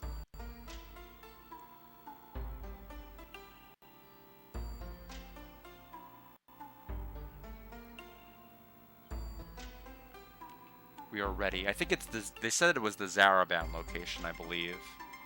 So was there a continent that was named that?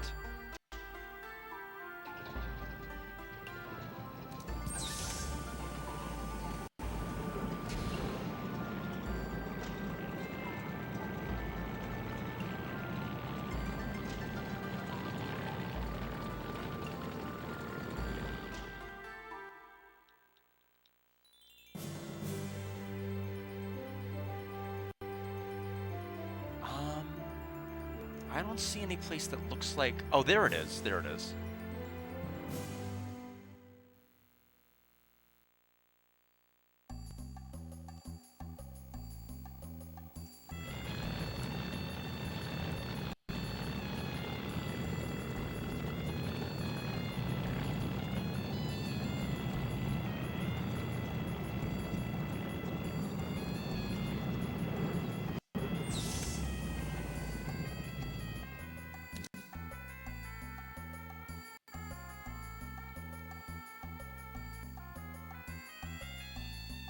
Ah, you are Ark of Toville, are you not?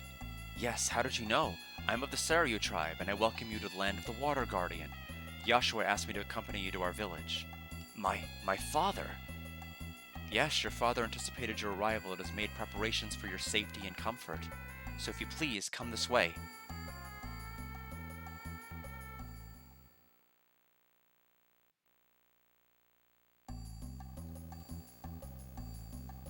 And that's where we'll end up going in just about a couple of minutes. I'm going to go ahead and get all of you hydrated. I'm going to quickly return, so everybody can watch every one of my characters' idle animations on this map screen while I get myself some more water. I shall return shortly.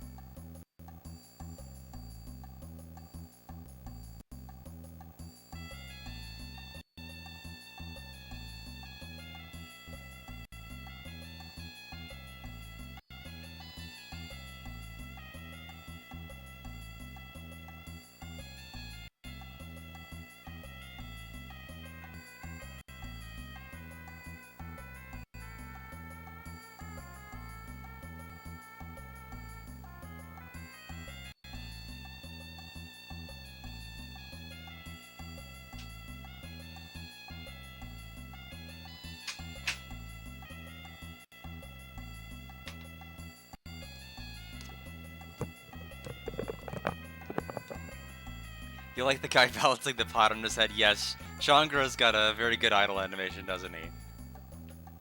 You thought the guy on the far right was brushing his hair, but no, he's polishing his sword. Yes, no, it would have been, interesting if he had like kind of like a Nash attitude, but nope, he's just polishing his sword. Thank you for the hydrate. I like that the old man is just flying around.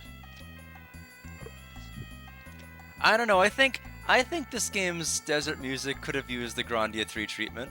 You know, Iridare's best composition ever, the desert theme. Anyway, let's go to the village. Guess we do wish to save.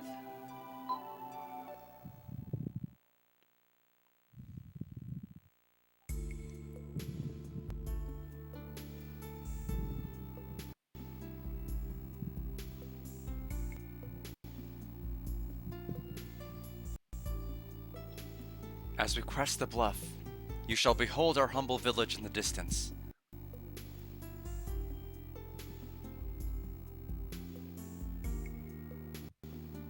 This is the very first place settled by our ancestors from the Azenda Highland.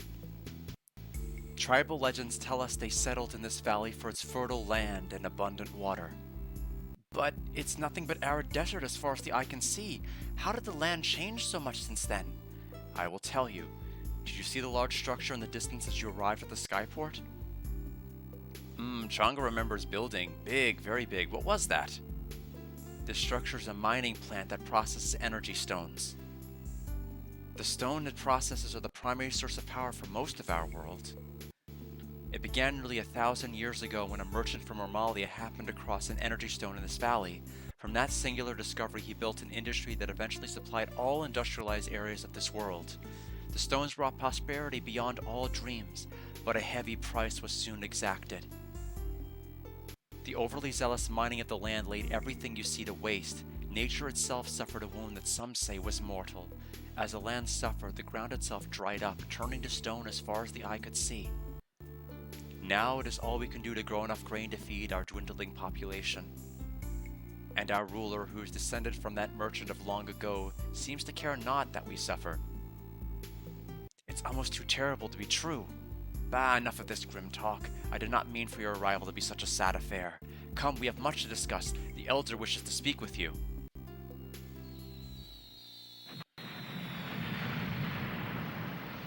Ah, my village!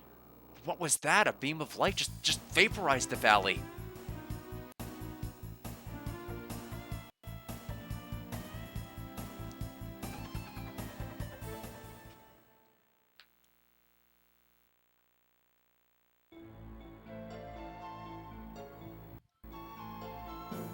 My village, my home. I must find the elder. This is terrible. The village has been obliterated. What kind of person would carry out an act of genocide like this? We must spread out and search for any survivors.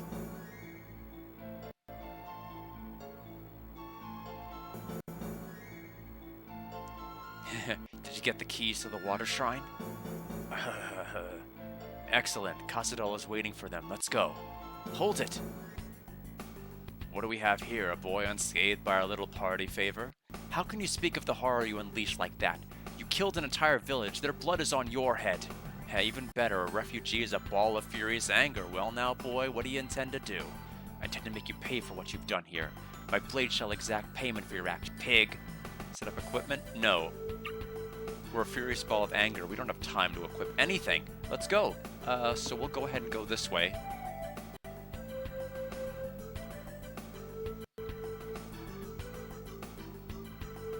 I was planning to look around the shattered village for like treasure chests and mock them for like not being obliterated, but nope, they thought of that.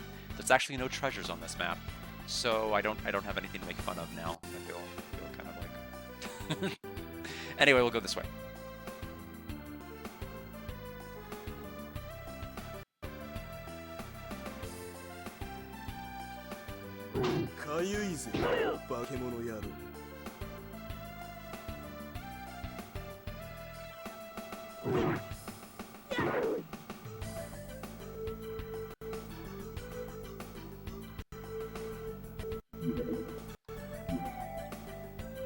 What's tough is that the skeletons always require 2 hits. One to make them go down like dry bones in Mario, and then another to actually kill them.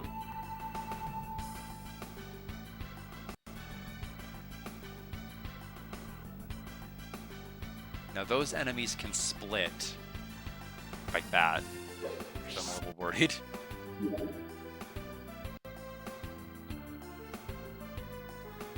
About letting them be idle for too long. And one of them is on the far right, completely separated from everything, so I have to send a unit specifically there.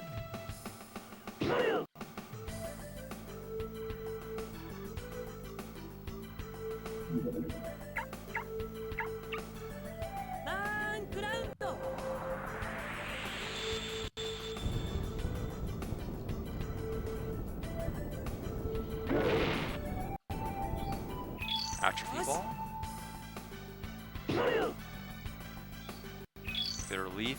The good news is that the way that these enemies work is actually really ideal for leveling, because if you can get a character that's strong to just knock them out, they'll basically die the next hit. So if you have like a lower level unit, you should be able to get them quite a bit of experience points that way. So I can't say I'm fully against these enemies, even though they take, like, look at that, that was only two damage, and we're able to get still able to get a level since it was knocked down. So they still have their uses.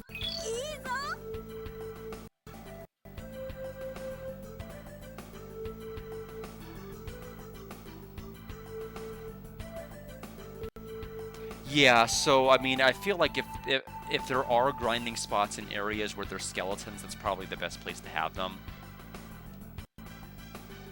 Because right now, our friend here is basically our Ramus of the group. He's just so slow. Just isn't able to... Basically is taking their turns so dead last, I can't really do anything.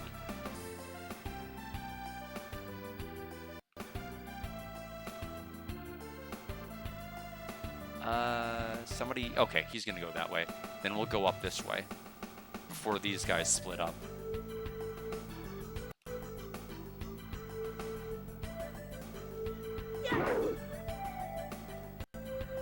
And we'll start moving her up this way to defeat those enemies.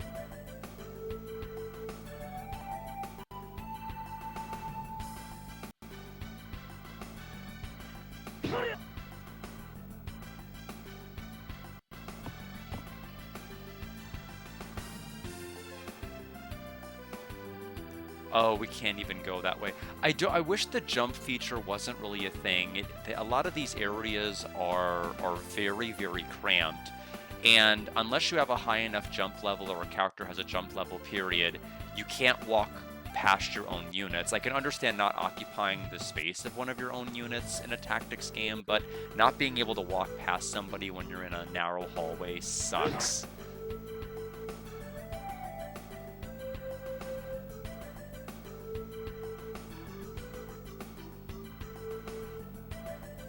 Anything else this direction?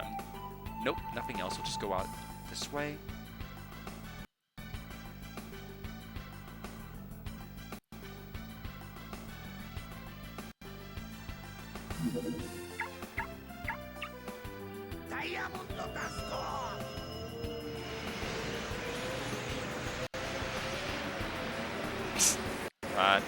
We'll try fire next time. I mean, I figured since it was a plant Pokemon logic, but never know. I don't want him to get the kill, I want her to. Just because she's our healer. Our main healer.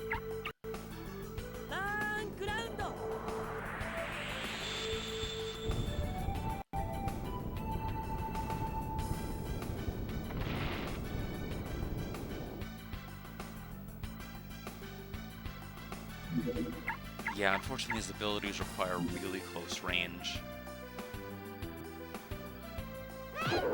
1 damage for death.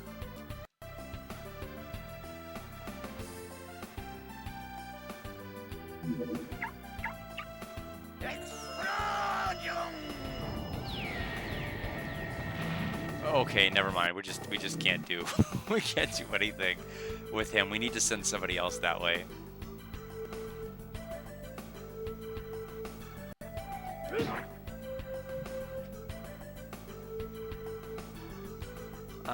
Technically, yeah, he's a lower level. Yeah, by 7 EXP lower, so we need him to get the kill.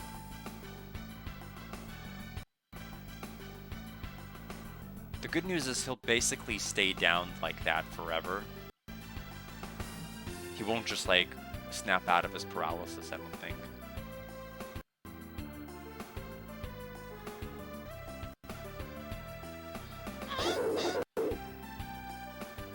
Okay, we need to send people all the way to the right. That should work. Pass turns till we basically get to him again. I'm surprised that enemy is, like, not split up. I would have thought the chances of doing it would have been higher. Not that I mean, I'm not complaining for sure. There we go.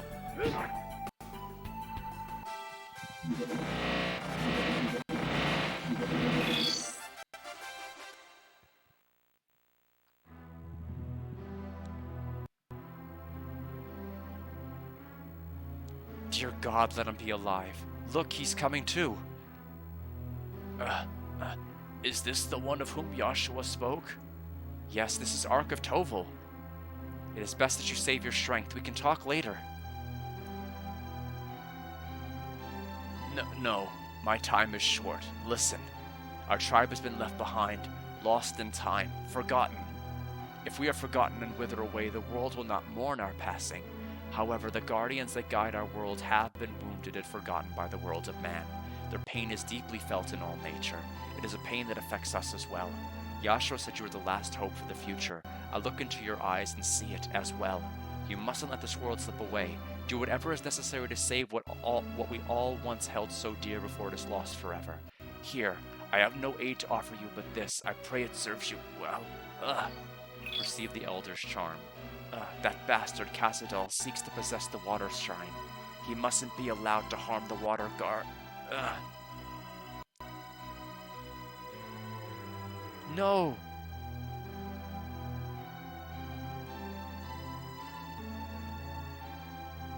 Who is this Cassadal?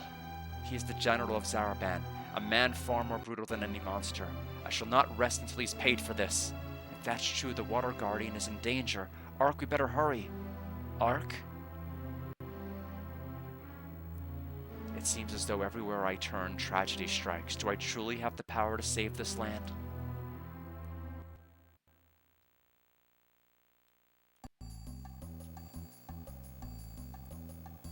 And to the water shrine we go.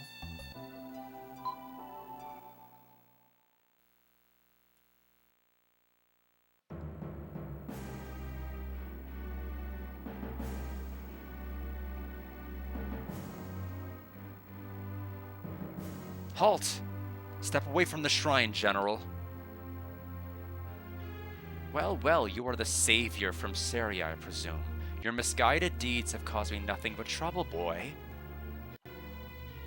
Trouble? You lay scores of innocent people to waste and gouge life from the land itself in weird trouble?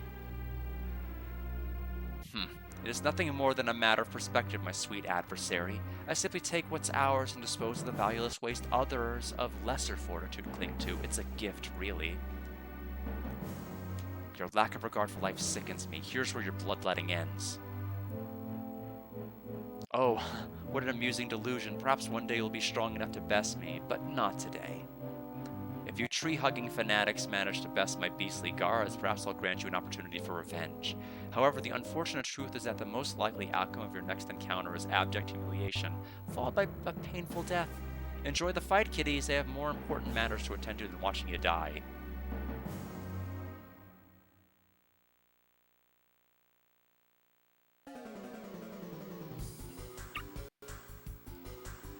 Oh, jeez. I wasn't ready for that.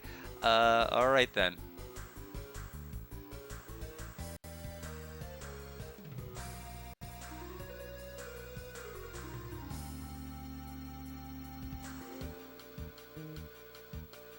Yeah, we've got a giant enemy fly.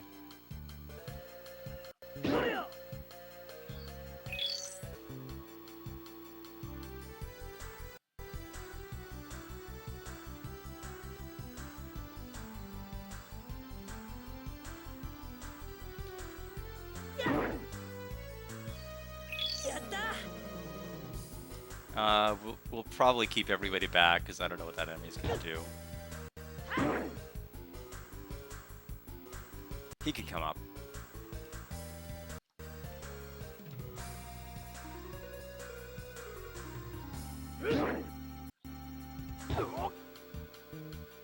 Yeah, he has a lot of health.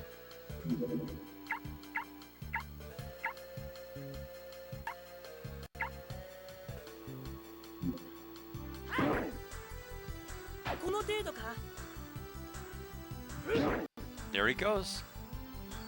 We have Antidote Ring.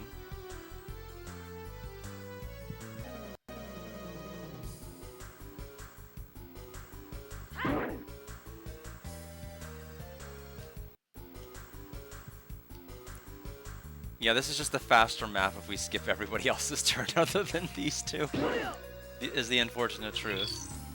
That does mean they get no EXP, though.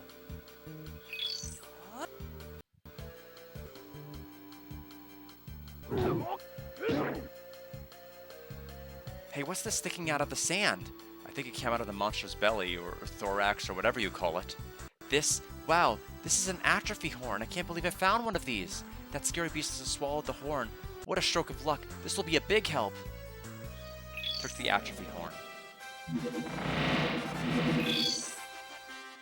And now the water shrine.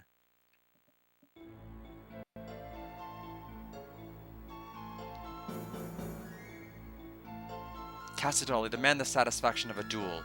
You and me, man to man. But first you must tell me, why did you destroy the entire village of Saryu? What treasure did they possess? Blast, you're beginning to annoy me, boy. You have no basis for the demands you make. You are weak. I need no reason to kill you, just like I needed no reason to decimate that worthless village. However, it just so happens that in this case, the village was destroyed for a reason. Those stinking filthy desert rats possessed the water shrine key, and I needed it. You have not changed my mind in the least. You are a bloodthirsty tyrant deserving only of death.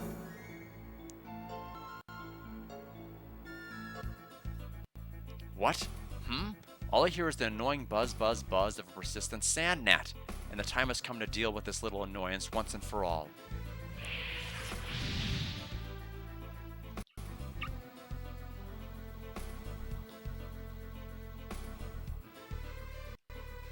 Okay, bats. It's nice that we're not having to worry about chasing down chests anymore. Haven't been any the last couple of maps.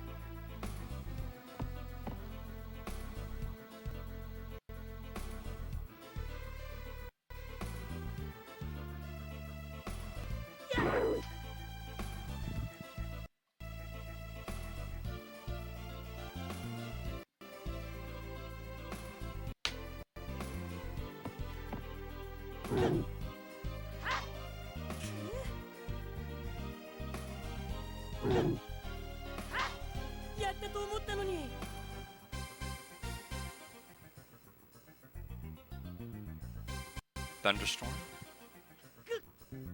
It's good animation for it.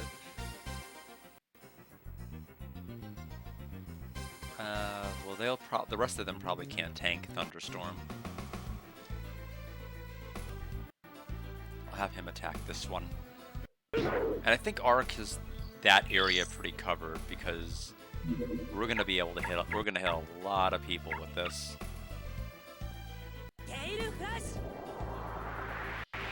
Yeah, overall, they do a very good job, I think.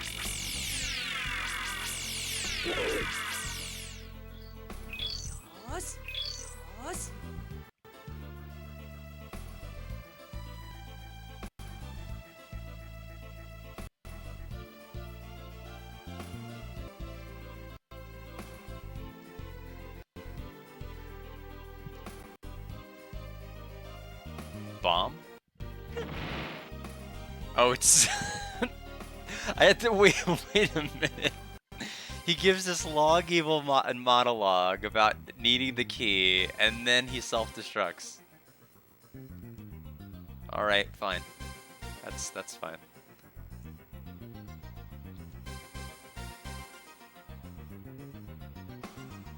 I do find that turn of events kind of funny though.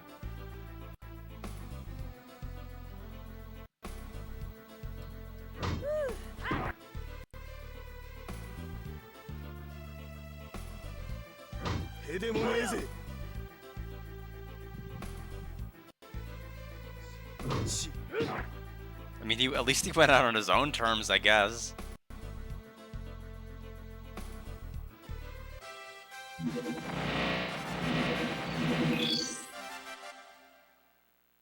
And now the water shrine? Who would have guessed that an oasis like this would exist beneath the parched ground? Ah, it's so cool. Doesn't it feel good in here? It's as if the mercy of the water guardian is caressing us. Who has come before me? What purpose fills your heart? Oh my, it's the water guardian. I'm indeed the water guardian. I've existed here for ages, and it is rare that those above visit me. The humans on the surface harm the land and pollute the water with no regard for the future. The lands above were once teeming with life and overflowing with copious, cool, clean water. Now the whole world teeters on the brink of disaster, and all because you humans fail to listen to the land. Not all humans are blind and deaf to the problems. We're here to try to save this world before it's too late. Then I shall bestow upon you a gift in the hope that you truly can change our dangerous course.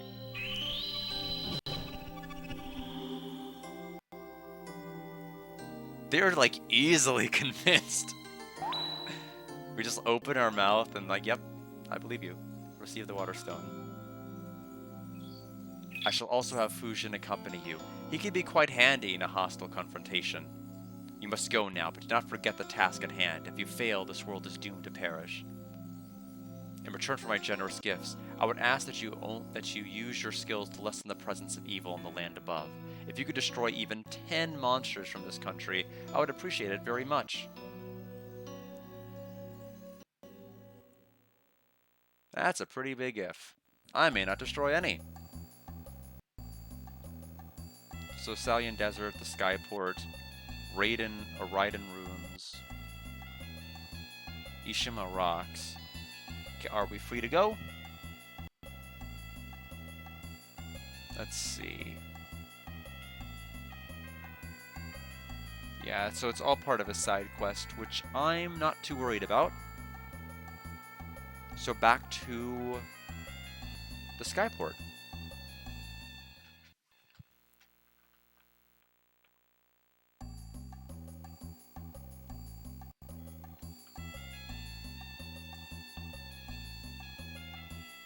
Are we going to be leaving now? Yes. Please board up the ramp and observe the no smoking regulations.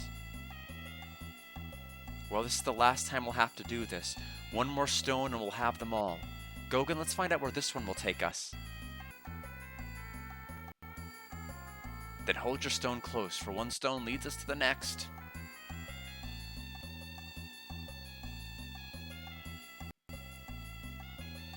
Guardian Country.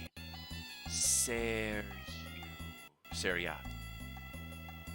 The Fire Guardian is grieving beneath the castle.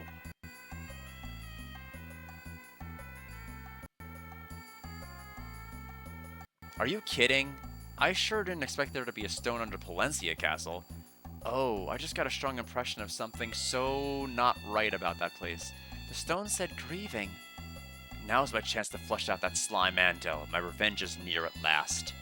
I knew this destiny was also mine since the journey began.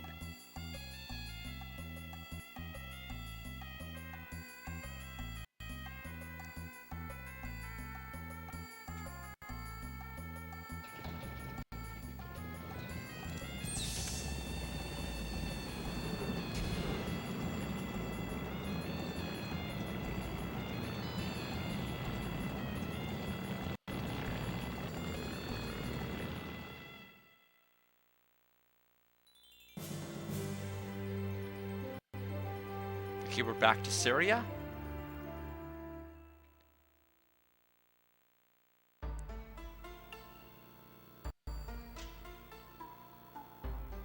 Last chance to see if I can get that stone. Although I think at this point we're probably not going to get it. Ark, my son, the last guardian is in Palencia Castle, imprisoned by darkness itself. Prepare well for embarking on this mission. The battle shall be difficult. If you succeed in collecting the last power stone, the path to the Ark shall open and your true destiny shall become clear at last. Regardless of the cost, never abandon the fight, Ark. You are the chosen one. Joshua. Yeah, so I guess there would have been different letters at different points, and one of them would have had the stone. So we have 3 of the 4, meaning we can't complete the set. But I kind of resigned myself to that. I was just kind of hoping. Maybe. Just maybe.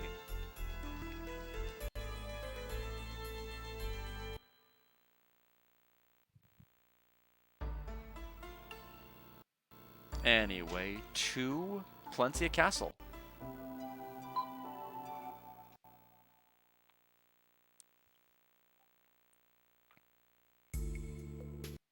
Wait, please.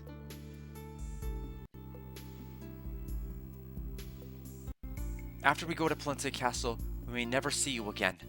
I just wanted to thank you for your services throughout our long journey. Don't mention it. I just did as the king ordered. It was my pleasure to be of service. You served well, and I'll always remember that. Thanks. Ark, we have to go. Time is slipping away. Oh, sorry. Let's go. I'm going to miss this ship. He loves it.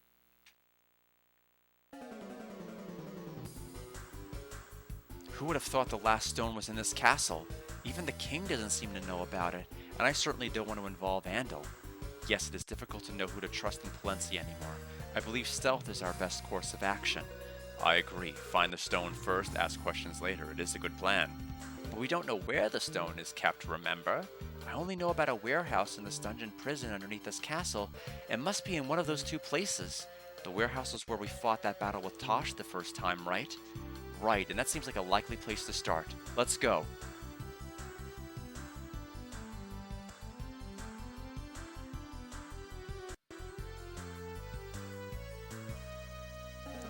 Ark, have you completed your quest? It is nearly completed, sir. Yes, but we need to examine some paperwork in the archive so we can finish it. I should run that by the minister first. Passage requires his personal approval now. Andal is probably asleep by now, don't you think? It'd be a shame to wake him just for this.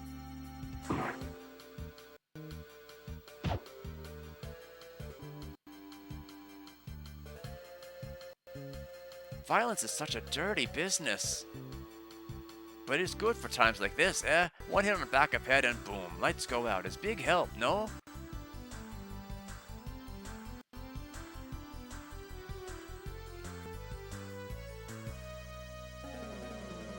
Palencia Castle Warehouse.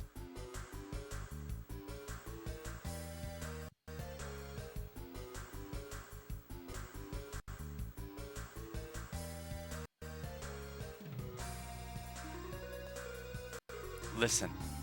Someone's coming.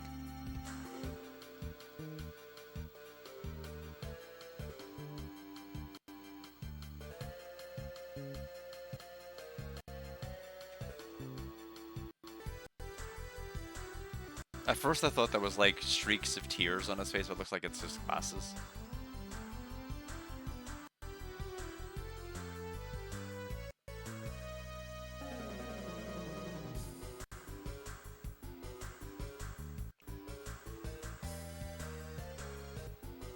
Stay close and don't make a sound. Come on.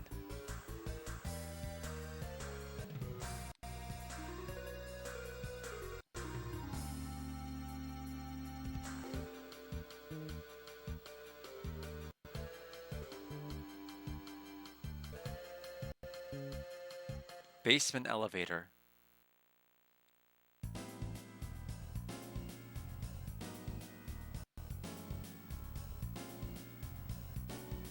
Okay, there's no turning back now.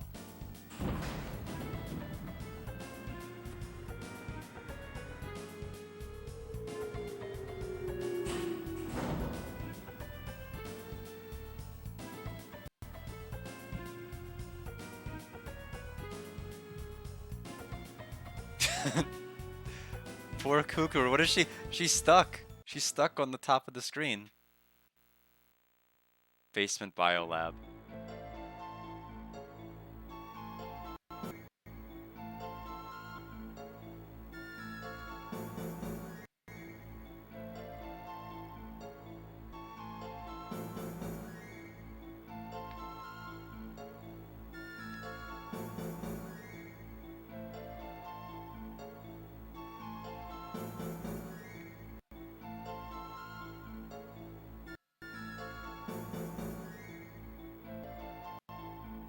How did you get in here?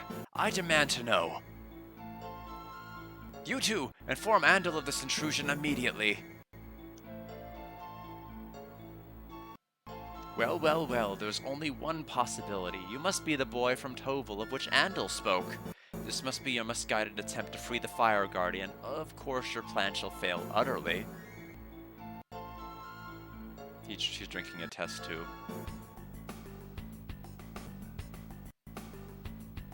Is it just him? Nope, I guess it's not just him. But he is clearly the boss. Turned into what looks like a wyvern. Yep, and that's exactly what he is.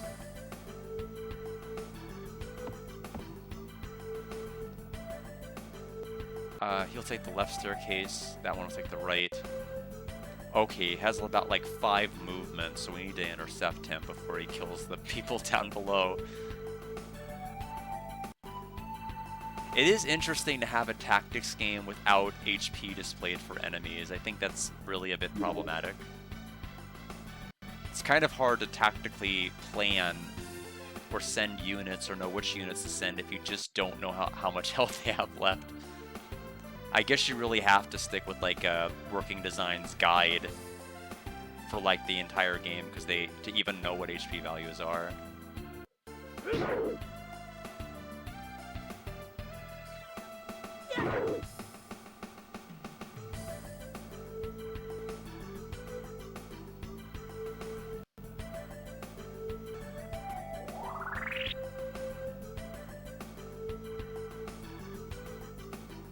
Okay, I thought it was gonna, by using Divide, it was going to split itself in half, but that's not what it's doing. It's taking a portion of my HP and dividing it to the enemies.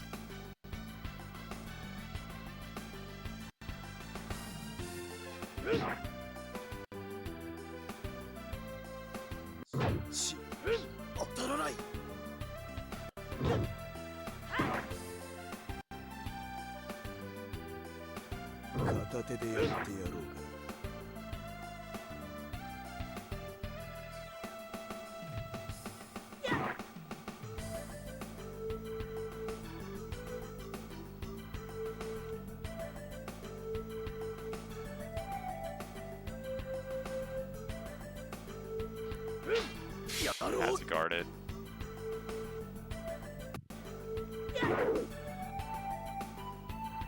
Deathwing?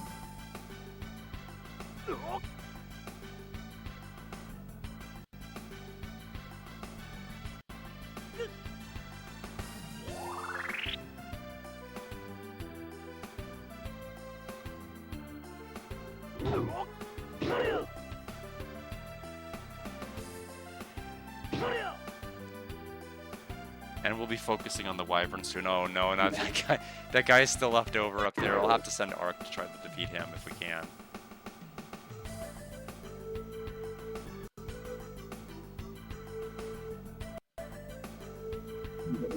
We'll try to use Paralysis Slash. See if it'll work on him.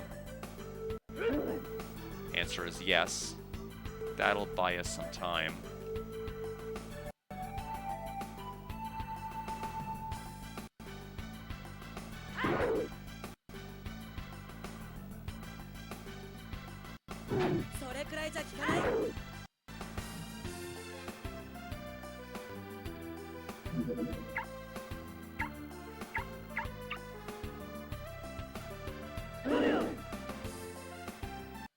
Oh, that one's just continually splitting up. Oh, this side won't even loop to that side, will it? Oops. I thought they were connected, and they're just not.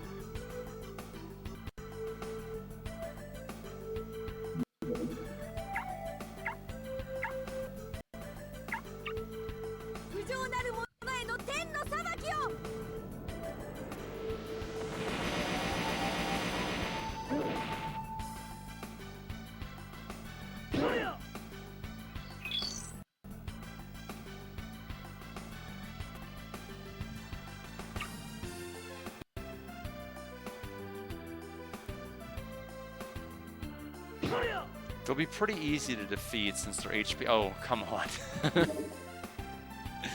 So I was gonna say since their HP divides in half each time they split, but if they keep making more, it's gonna be kind of annoying.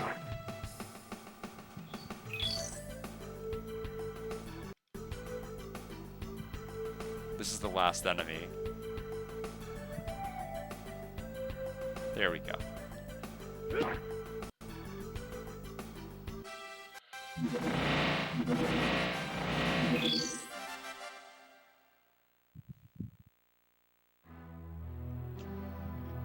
What is that thing? I am the Fire Guardian, or I was. They trapped me and found a way to steal my power. Steal your power? Yes, in this laboratory they research energy, life energy. They caught me, and have drained away my energy. This country's rapid development has been made possible by my power, my life. Energy must be used by all, not hoarded by a few. We Guardians gave it freely. There was never a need to steal it. Please help me. Break the tank. Break it and set me free.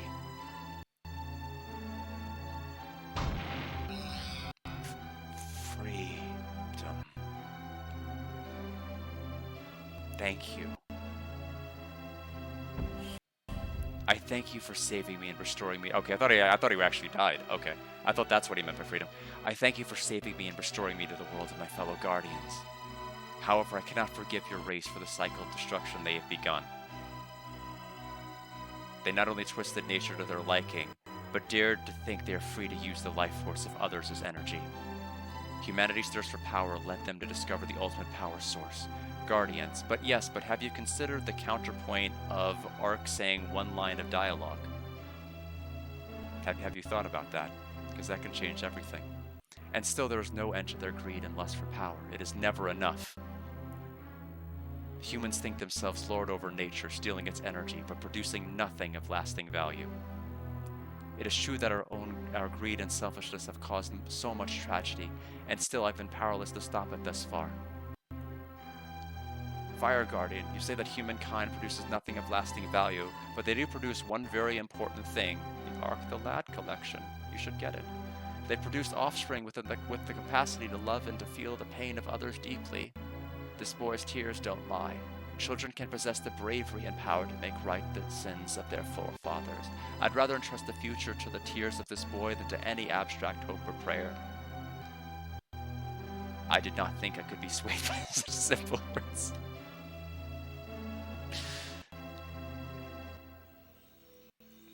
Very well. I believe your words, that boy's tears, and the bravery you took to get this far. You have earned my trust. Come forth, Raijin. I summon you. Raijin will assist you in completing your journey. Take him with you. And this is why you have come to me. Take with you the power of the Firestone.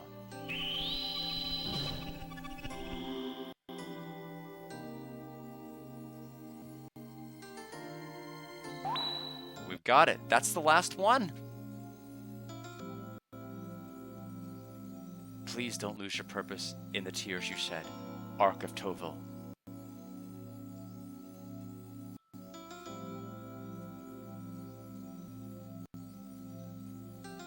Don't think it's over yet.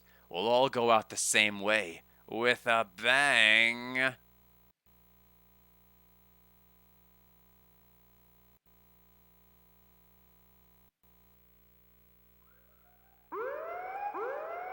Attention, self-destruct has been armed. This is not a drill.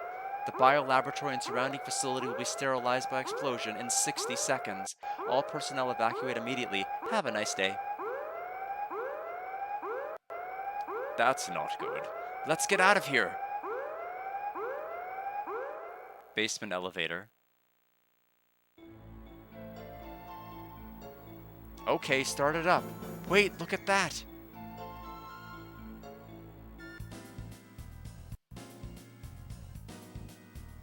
You won't escape that easily.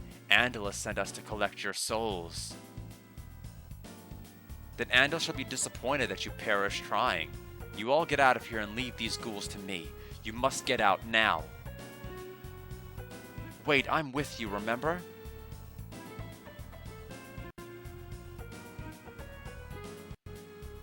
Indeed.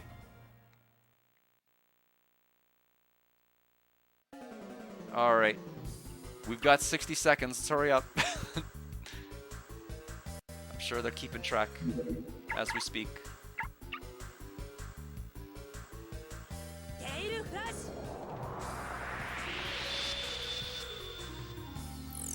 And then she can attack. Now she's going to die. Monolith Crest has been received.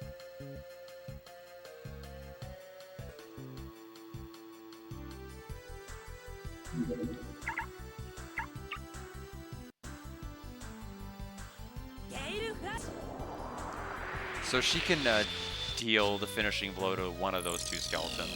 Possibly even level. How close is she? Sacred Water, Hard Nettle. 367. Yeah, she's a way low for a level up. Yeah, I don't blame the enemy for going that way. I am pretty scary.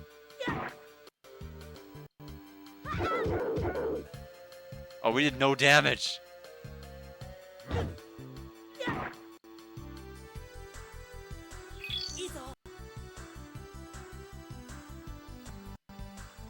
You gotta get the kill.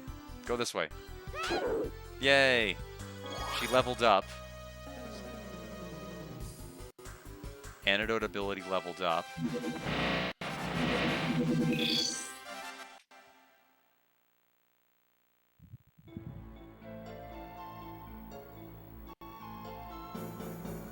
What? Where'd they come from? You won't escape with our secret.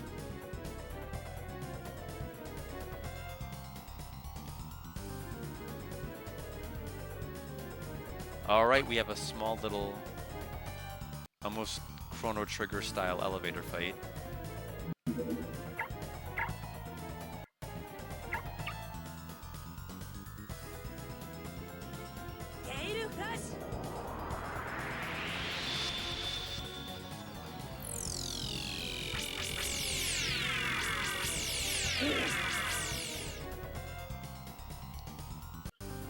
Hopefully they all just try to target Ark, because I think they're gonna go, yeah, yep, they all went before Kukuru, but none of them are aiming at her. So we are fine. We'll do this attack again.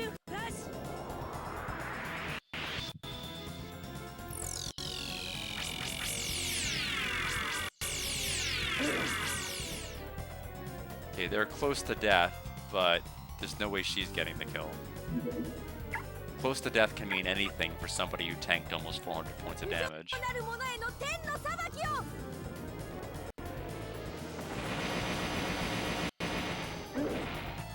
Yep, that would not be enough. Kukuru will probably get killed. Yep. Oh, there she dodged.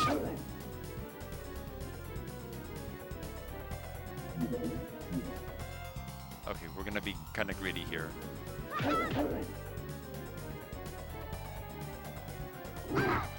Yeah, that was expected. I was hoping she would get a level, but that's fine.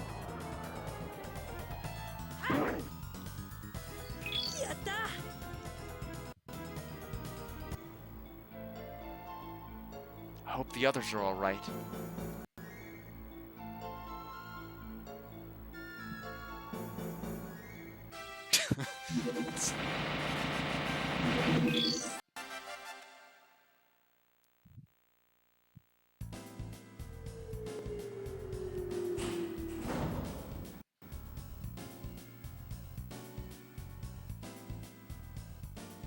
Boy, am I ever glad to see you. I like that we're talking. Was the place not gonna blow up? Boy, am I ever glad to see you again. As am I. I worried about you. Those monsters, big badness. This could bring the whole castle down. Our first job is to save the king. Let's move.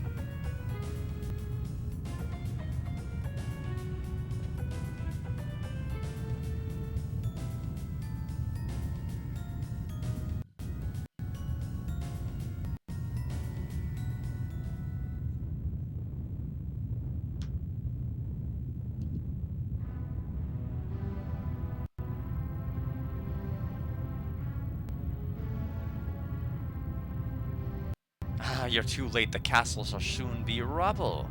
And your precious king lies unconscious, awaiting his end. Ha!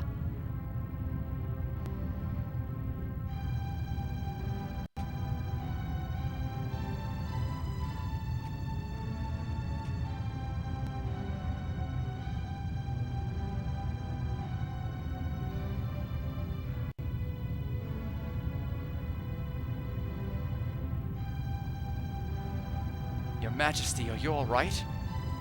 My minister, Andal, he was sent from Romalia too.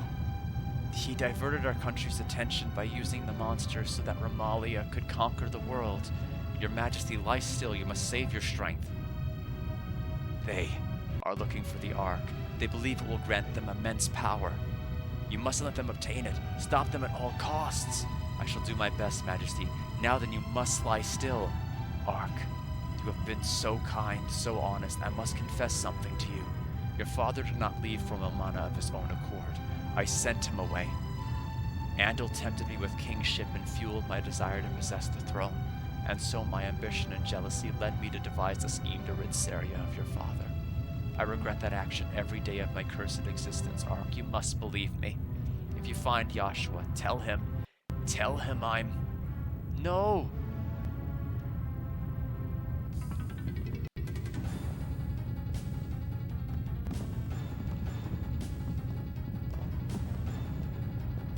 Yeah, hurry! I don't want to die yet. Come. No, we can't go down. The stairs have collapsed. Damn.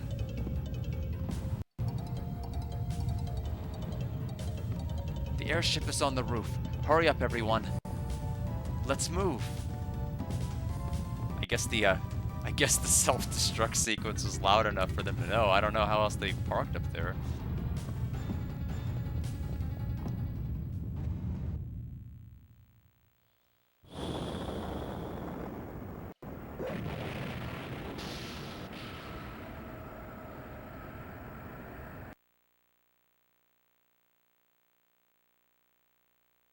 Yeah, that was an interesting scene. I think they've only done that one other time. Having a cutscene like that.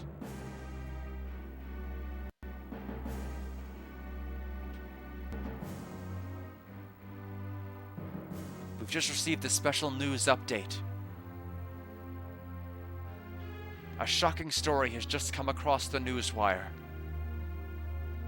According to the King's Minister Andal, the King of Saria was assassinated this morning at Palencia Castle.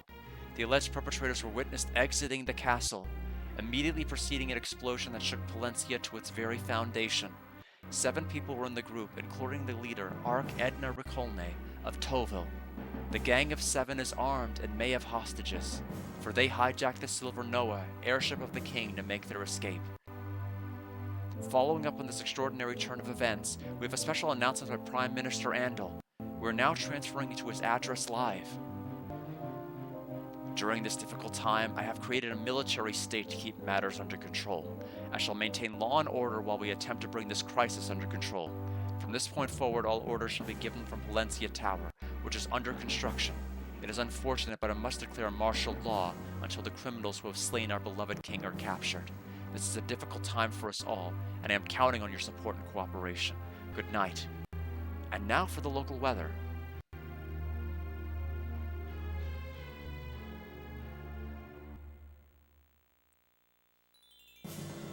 So, now what?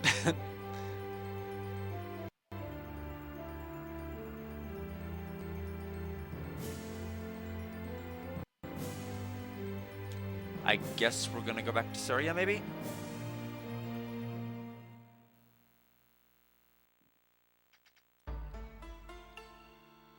be caught if we go back now. So, somebody think of something. Changara has a good idea. What is that? I know can tell you. Changara? Hey Gogen, I tell you, listen big. Wow, that's really quite good. How good is really quite good?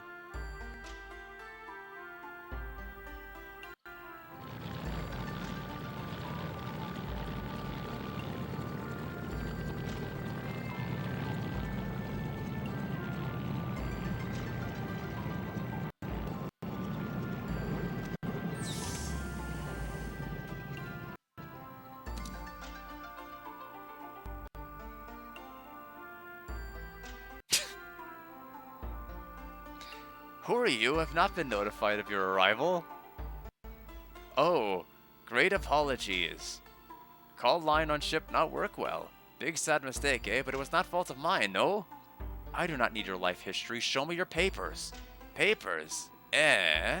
What papers specifically are you requesting? Your identification paperwork, you know, passports? You are rude man with bad respect, eh? You know who he is? You? Tell him. Tell him. This is Don Gaba Himachan, Prince of Clarf. Clarf? You're the Prince of Clarf? It is all true, yes. But I've never even heard of the Kingdom of Clarf. Simpleton, just because you are steeped in ignorance, are we all to suffer? Hey, there's no need for that. I might have just forgot. You're sure to have heard King Notisked of Clarf. He is big famous. Notisked? That sounds more familiar. Yes, I think I've heard of that. But who are these people with you? Do they have papers? Have you never seen official delegation? These attendants of Prince. Himo. Delegation? Yes, official business. We hear king of your country died in big problem. We come to give official comfort, eh? Oh, then I'm afraid you're too late. The funeral was 3 days past. Eh? Come once more? Am I to understand that the funeral has already taken place? Right. Oh no, it is big problem for us. We come all this way for nothing, eh? Well, having come this far, we should at least pay our respects at the grave. Very well then, carry on. What did you say, my boy? He say carry on, I think. We would not want to disappoint delegates from Clarf. Please pay your official respects. We should hurry, eh? Yes, we're already 3 days late, so there's no time to waste in writing this faux pas. Hurry! Himo!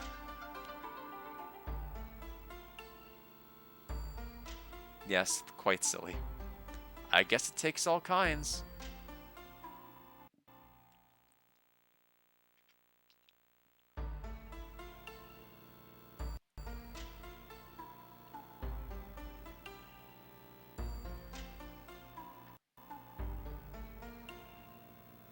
We do wish to save, and then we'll go right in.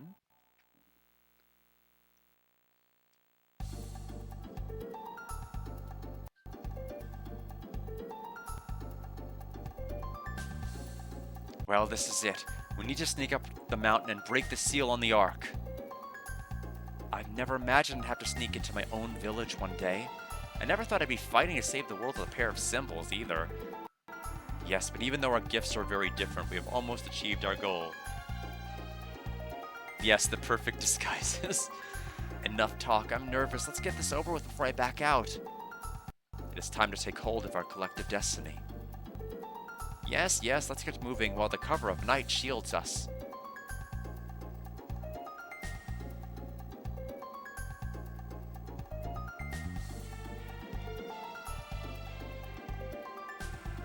Guardian Peak Base.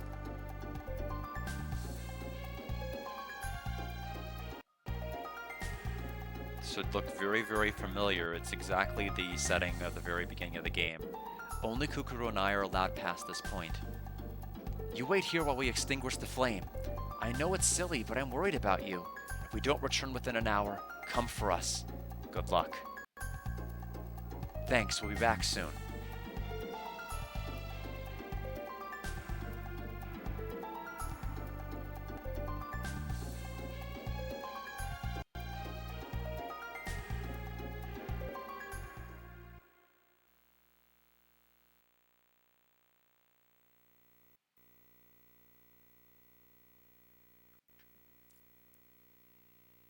So yeah, it looks like it's a series of events and then, I guess, the final map. I think there may be some maps before this one, but They might be quick. Our adventure began when the flame was extinguished, and once it is extinguished again, we shall have reached the end, right? Oh, Kukuru.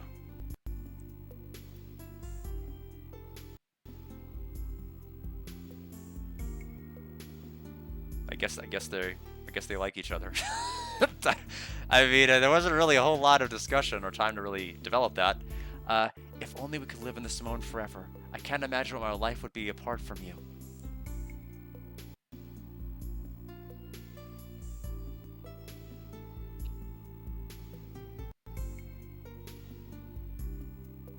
We have a duty to fulfill, and the time is now. You know what you must do.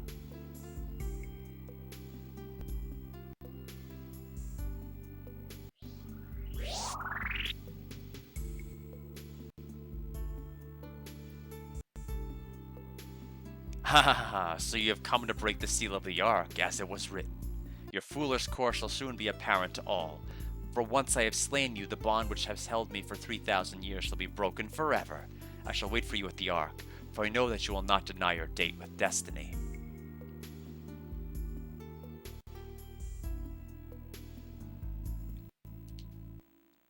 Guardian Peak Base.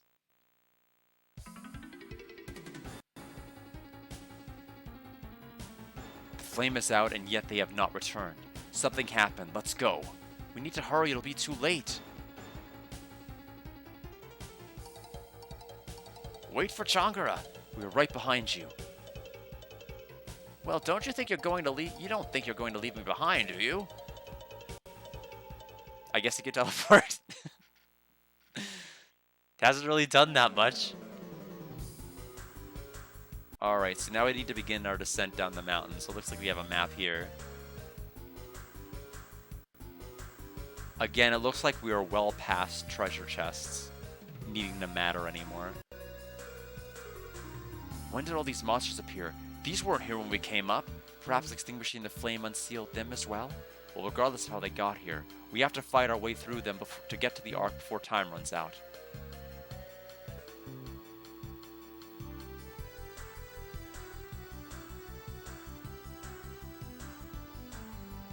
It appears that we arrived just in time. They've been overtaken by all manner of vermin.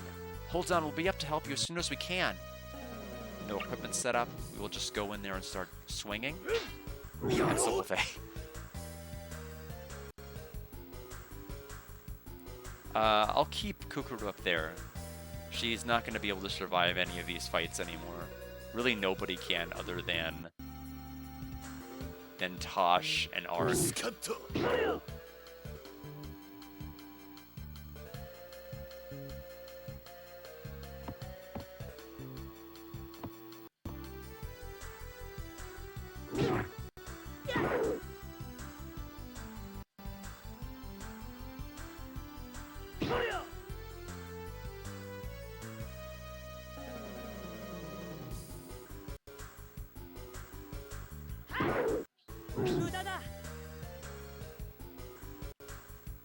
I mean, that fly, I'm a little worried about them.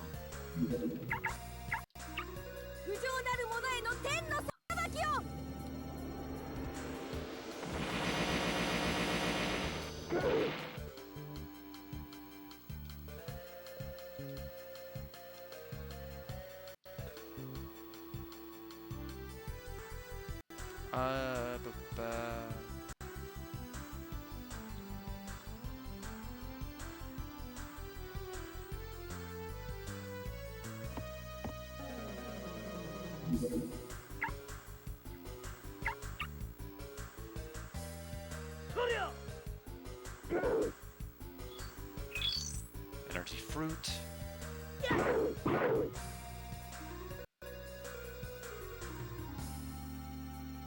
Yeah, so that one's going to start going towards the lower characters, which is going to be problematic.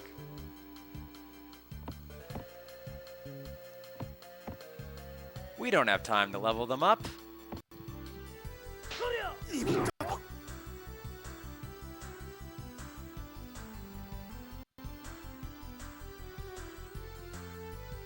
Now, how can I... Okay, that is how I get down.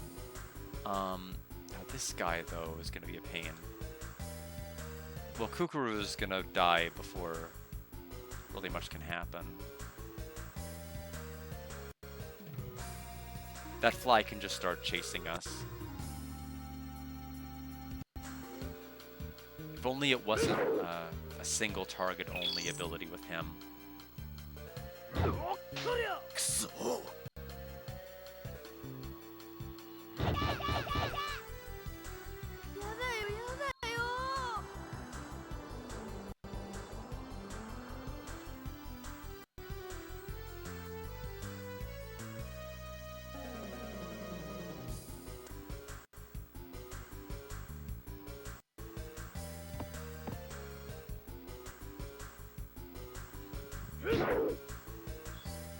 Another energy fruit?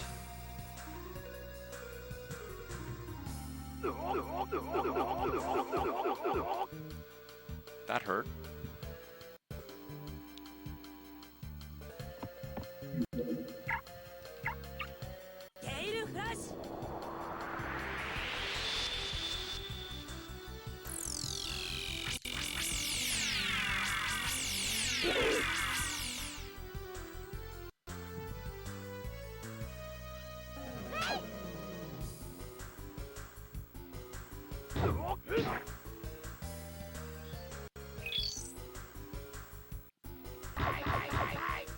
Yes, so he'll make quick work of everybody that's down here. He's actually going before any of them really get to have a turn.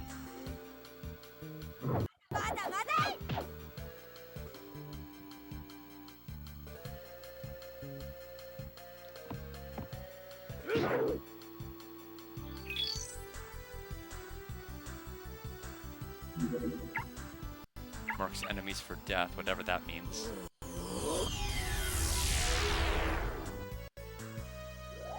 Oh, that one's just healing itself back. It's actually the same opponent we fought in that tournament.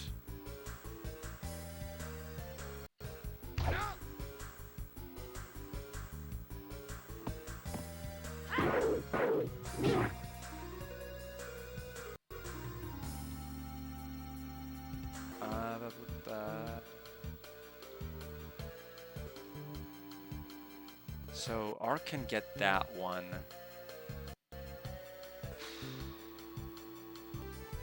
Yeah, we need to have him focus on getting back down.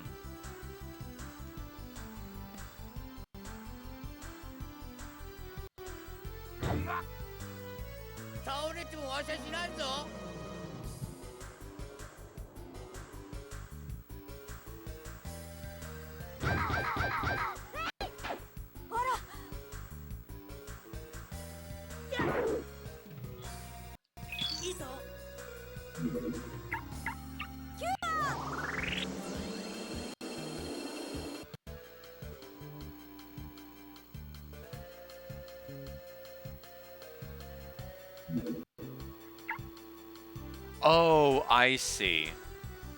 So this ability can't be used until that ability is used. Well, it better be a good ability. Eh.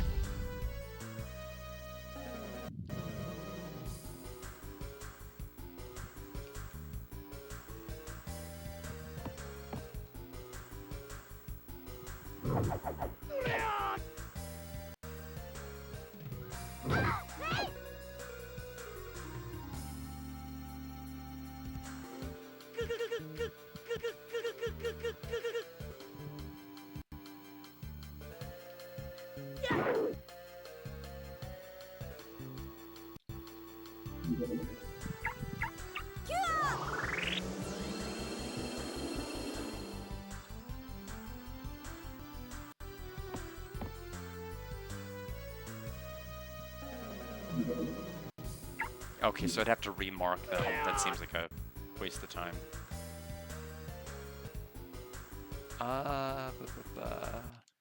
We need to get him back up.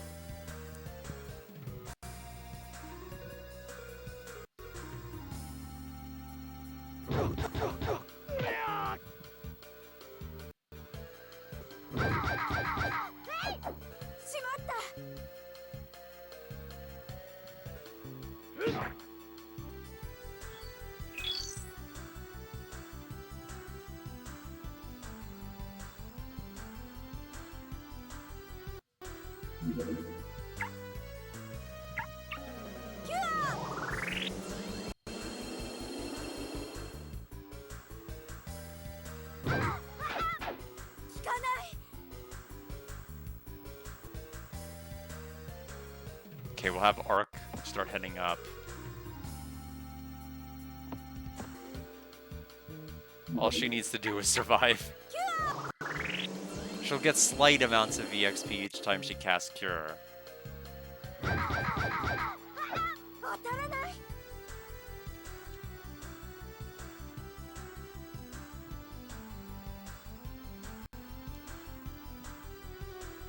Okay, he actually went twice that time.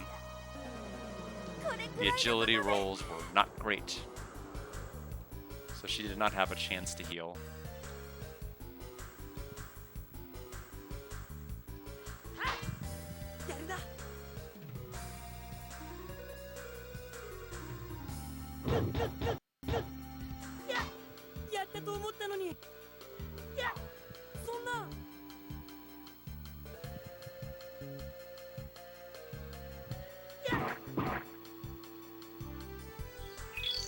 Alright, there goes that map.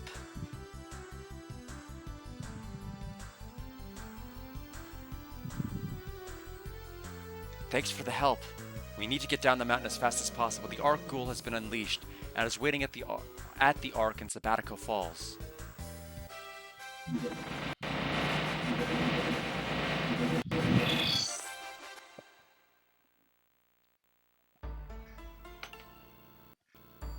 Quick hydration break for all of you.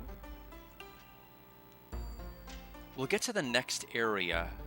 Sabatico Falls is right here.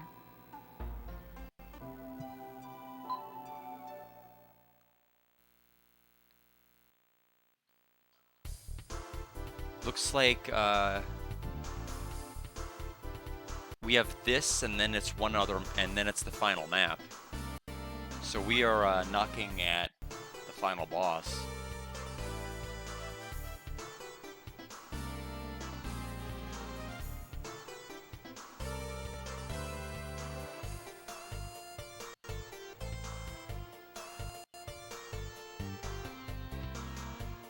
These enemies look pretty hardcore.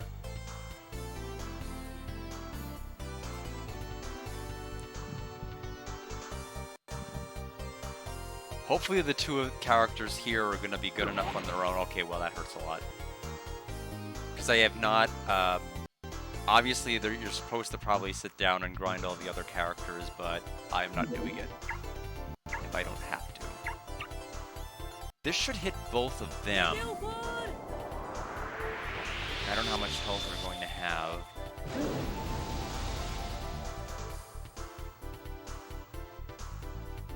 I have to be careful because that Dust Rune attack went in a straight line. So as long as I have her stand off to the side, we should be okay. But I'll have her cast just to put his HP up. So the only thing I have to worry about is if the boss or one of the enemies here decides they want to just attack a normal character without using a skill.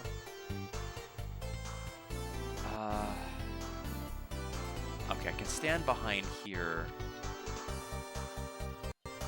No, that's not what I wanted to do. Okay, all I wanted to do was turn and face. Okay. The enemy took a meteor and then a back hit, so it probably has like 400 something health, each one of these.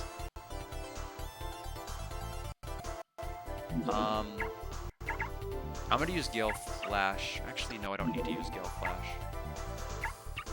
I'll use Burning Lava. As long as it takes out the bottom right when we deal a little bit of damage to the top left. That's really our goal here. Yep.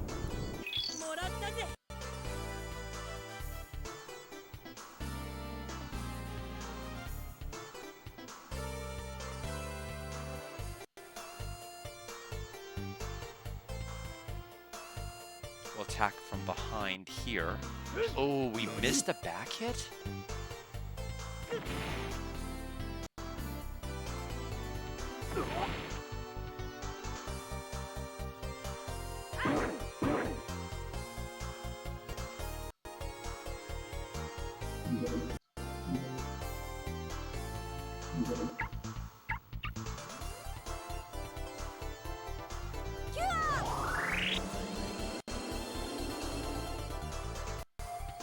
She leveled. Defense is up by 1. Every bit counts. Now she learned Divide, but we're really not going to be able to take advantage of that. That's the one that like absorbs HP and splits it among party members. But like her level's too low to deal any reasonable damage with it, so we just won't do it.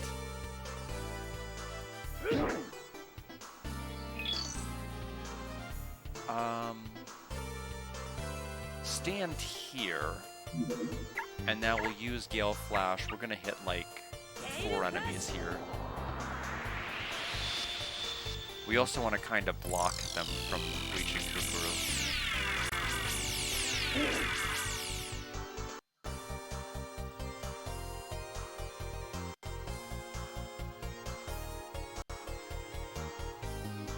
Yeah, they also have Dust Rune. Yeah, so one more space forward and they could have basically wiped her out.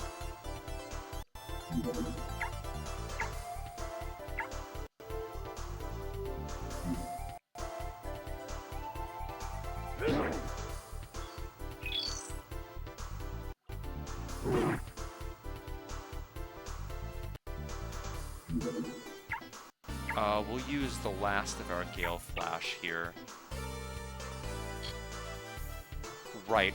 That tile is actually the one the enemy occupies. It is a little disorienting.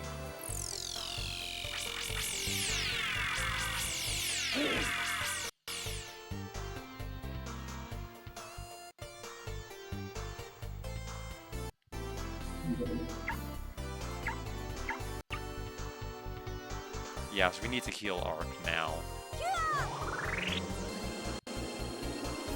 He's fine, but he took like 50 damage, and every little bit matters.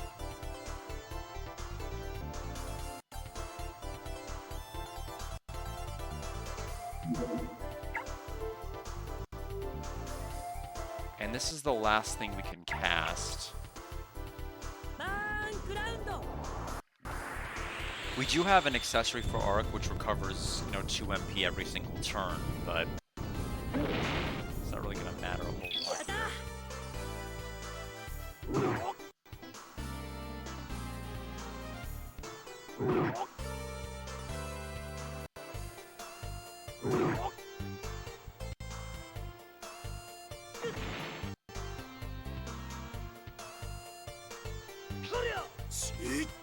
Missed another back hit.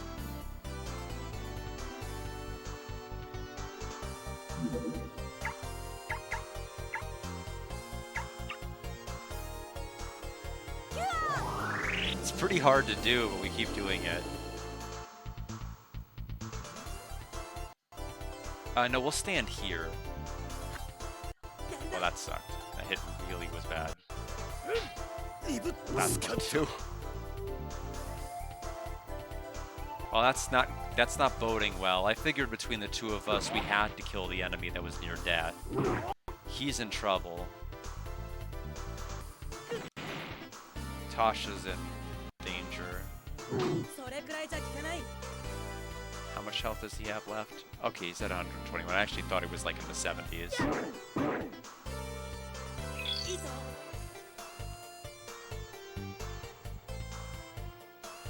Okay, he's finally gone. 2 enemies left.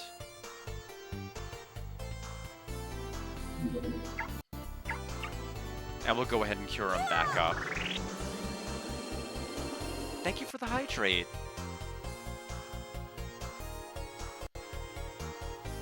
Look at that, we have 9 MP to do absolutely nothing with.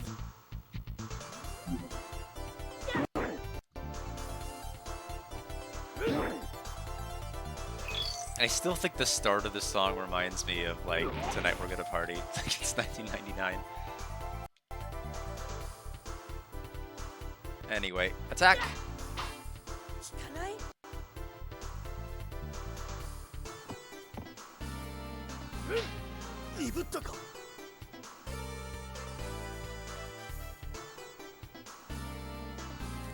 We're not that brave. We'll stand here.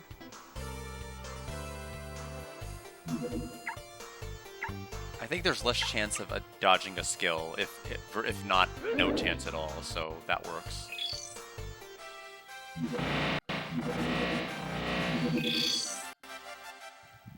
Sabbatical Falls exterior.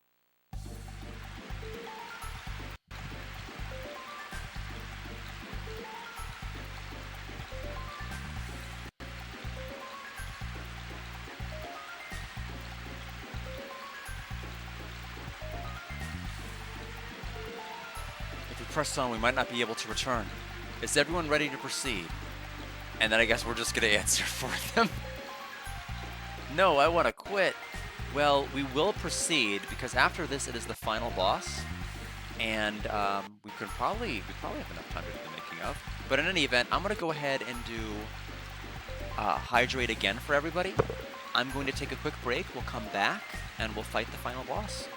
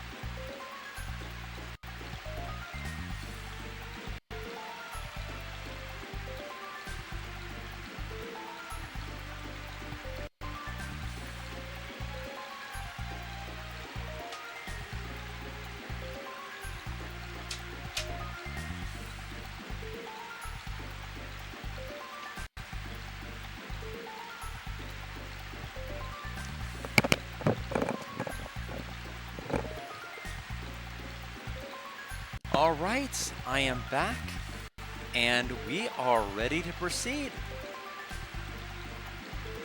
Gougen, lend me your power, if you please. Here are the 5 orbs we collected. Just today. We got them all.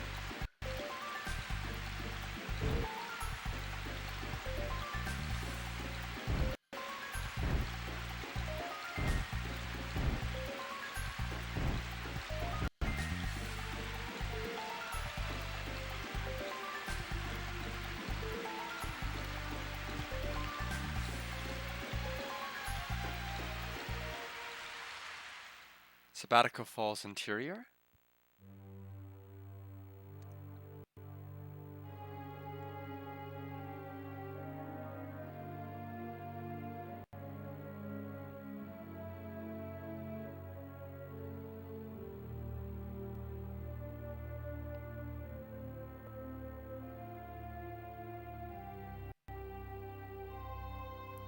I am here to lend my power to those pure of intent. The purity of your hearts must be determined before my blessing is bestowed upon you. You must first battle the manifestation of your inner conflict to purify your souls. Only then shall you be deemed worthy. Ah, just like Persona. Illusion World. Okay, look at that. We're fighting our other self. Also, the background is a little too rapid, I think. My goodness.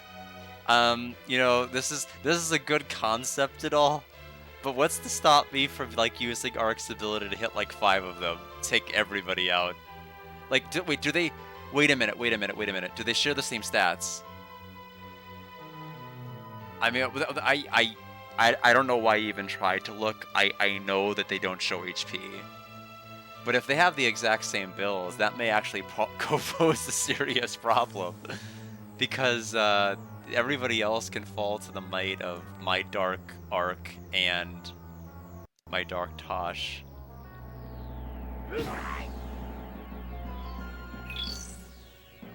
Alright. See, okay, apparently we could just attack whoever we want. So, get wrecked!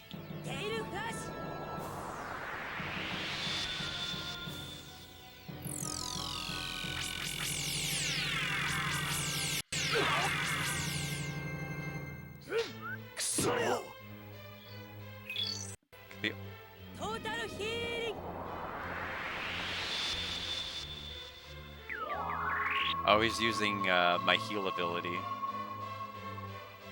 And then Kukuru. Okay, I was going to say Kukuru can heal, but no, just going to go straight for me. Oh, he's going to heal. He has the heal leveled up higher than I do. This is probably, out of what we've seen in the game so far, I think this may be my favorite fight. I think it's a really, I mean, you know, it's not the most unique idea. I've seen it done in other RPGs, but I think it's really fun here.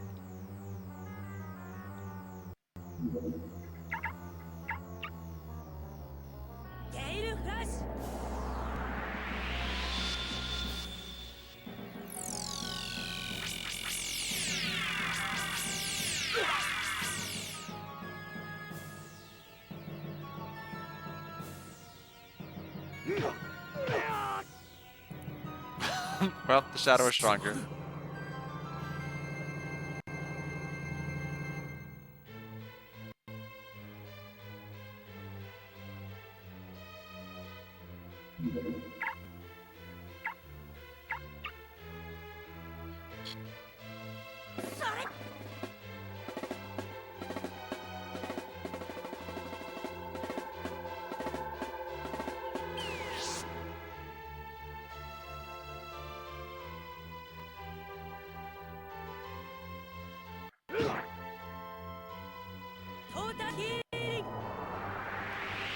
Yeah, so we're just gonna have to, we need Tosh to get over there because they are out healing anything Ark can do.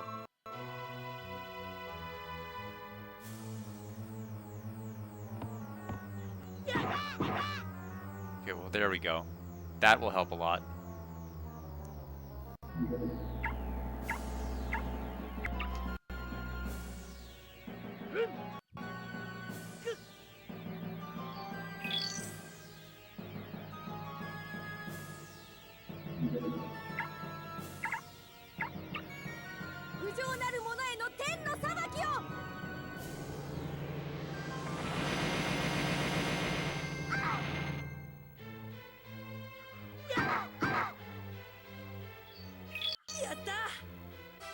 And there's the illusion fight.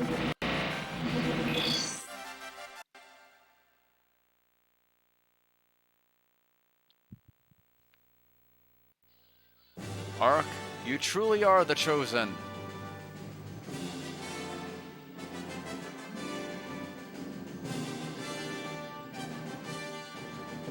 This is not the birth of some power new to humanity.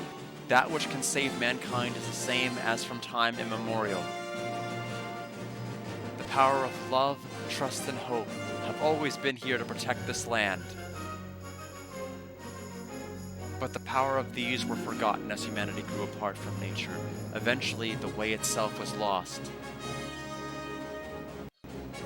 Ark, pure of heart and full of noble intent, the treasure of the Ark has always been here. The trials you endured to gather the Power Stones were a test designed to prove to yourself the strength of your intent.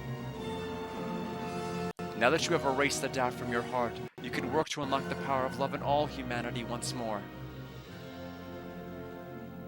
Once that is accomplished, the power of good radiating from humanity will be gathered into the Ark, preventing the return of darkness.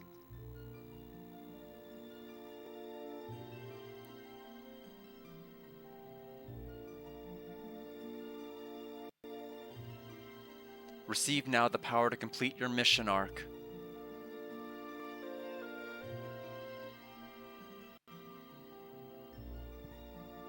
Ark gained the power of bravery.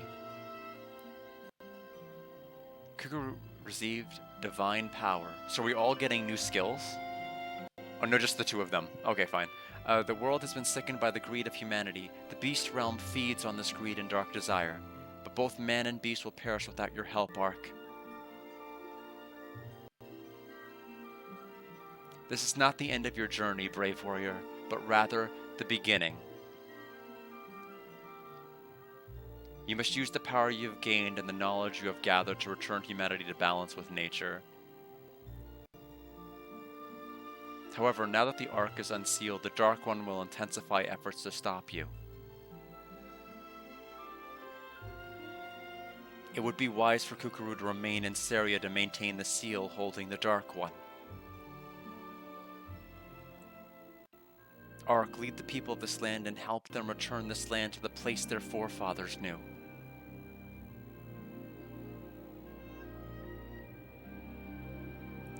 The Earth Guardian says, "At last, you have come to understand the meaning of your destiny, Ark. Do not fail us." Water Guardian says, "Your efforts have opened my eyes to the good humanity again. I await news of your success." The Wind says, "You have arrived at a crucial crossroads for our world. Bear the load with dignity and you shall succeed." And Fire says, "We shall be watching as you call on the power you've been granted to right the pain of this world." And the Light says, "Ark, I believe that you possess the ability to right the wrongs of humanity. Thanks to your efforts and the efforts of your companions, a bright future may finally be possible. However, that promise is fragile indeed. You must act quickly to see that it comes to pass."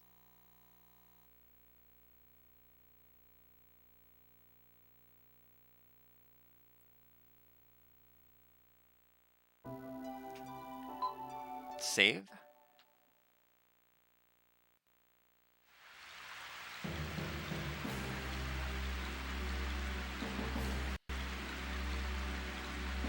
Oh dear!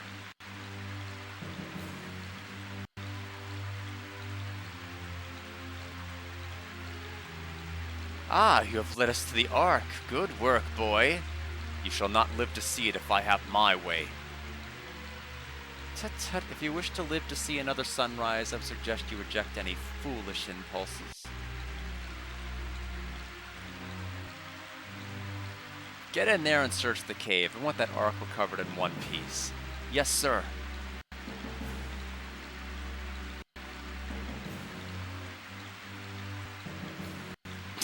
That didn't take long. We found it, sir. Very good. Now take them. You shall not take me alive. Tosh, no, this is not the time. That's better. Perhaps Ark knows that we yet hold the villagers of Toval in our prison. His level head may have saved his mother's life. Or perhaps it didn't.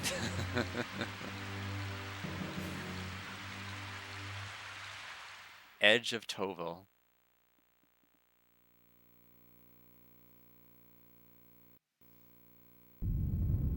Why does the ground shake?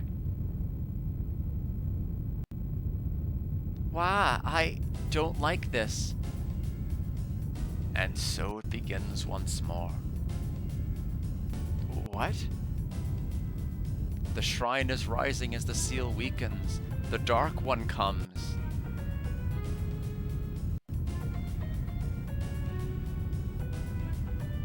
Kukuru! Ark! We have less time than I thought. We must leave, now. Find the shrine Gogen spoke of, and do our best to contain the power of the Dark One. I'll do my best here in your absence. Good luck, Ark.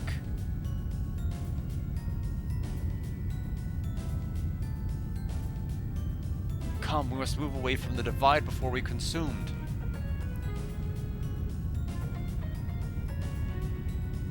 Kukuru, I...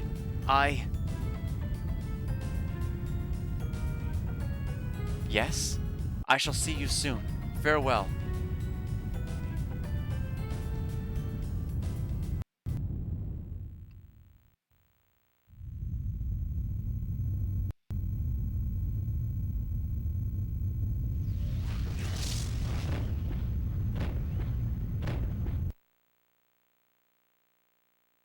Okay.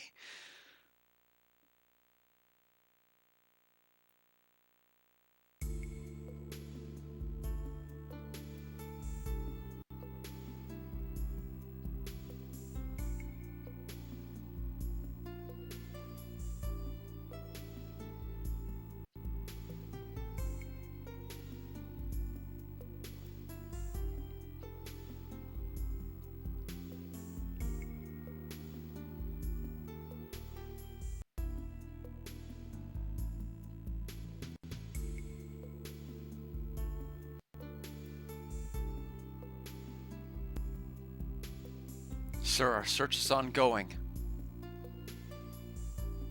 Unfortunately, Ark and his companions are nowhere to be found thus far. Once the ground began shaking, all hell broke loose up there. A rock tower just jutted up from the rift in the ground. It's chaos. And so the prophecy's fulfillment begins as the tower reappears. Soldiers, cease your search for the present.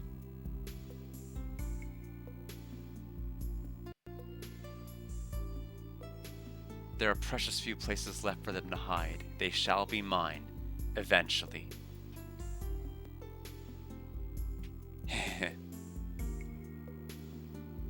Ha ha ha ha ha.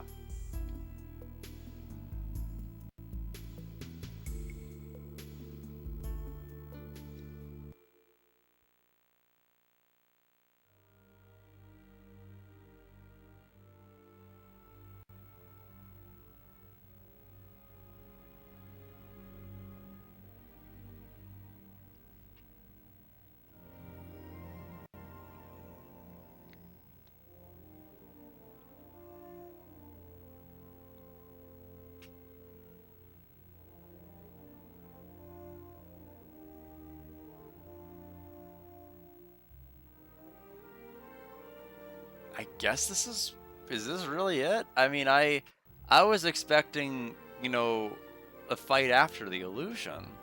In fact, I thought the illusion fight was not even the final fight the game has mentioned. This may be where the first game ends, which is kind of unsatisfying, really.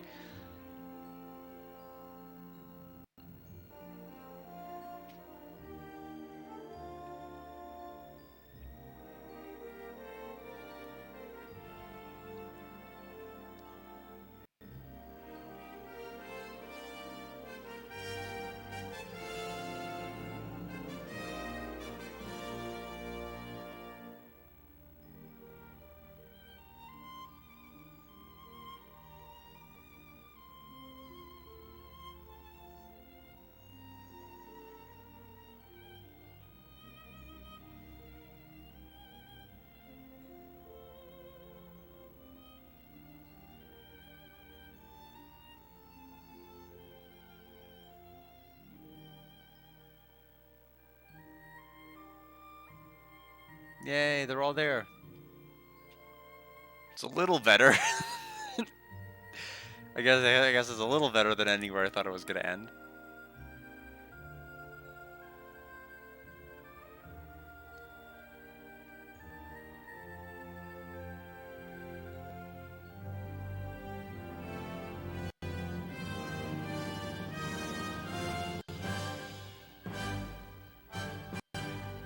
they. Oh, right. She needs to stay there to maintain the seal, like what they said. I'm like, oh, why didn't they pick her up? I thought, but okay, it's because she needs to stay behind and do the seal stuff. Fine, fine. There's a story reason for it. I don't have to criticize it.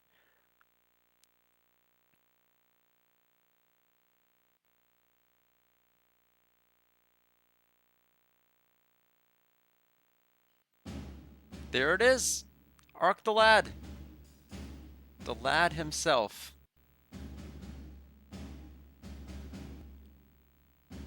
Any images, any scenes, or will it all just be... Okay.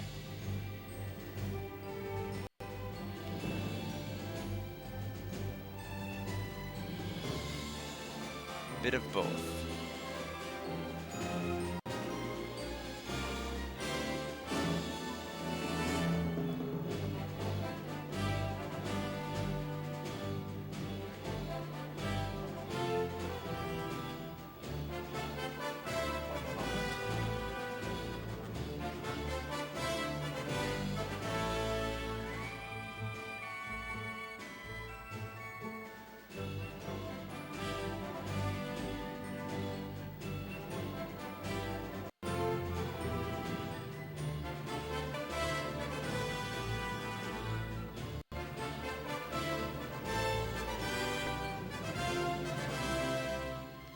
So, this composer has worked on exactly 2 series, Arc the Lad and Gran Turismo. Apparently Gran Turismo 1, 2, 4, 5, and 7, so I guess not 3 and 6. But every Arc the Lad game that's been released, it looks like they've worked on.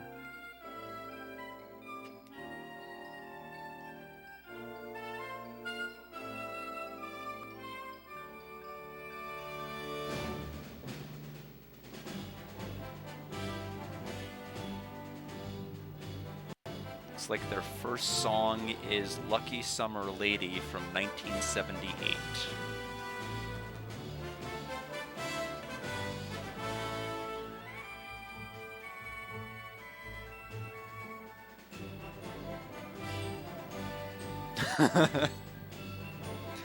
I don't know. We'll have to see when Victor Ireland Rally's Gaijin works. Yes, yeah, Masahiro Ando. Yes, this is the person that was responsible for this game's soundtrack as well. And apparently 2 whenever we get around to 2. I mean, this game was certainly short enough. I don't know how long 2 will be. Considering this game was, you know, I did some off-stream leveling, of course, but like it was 2 whole in-game streams.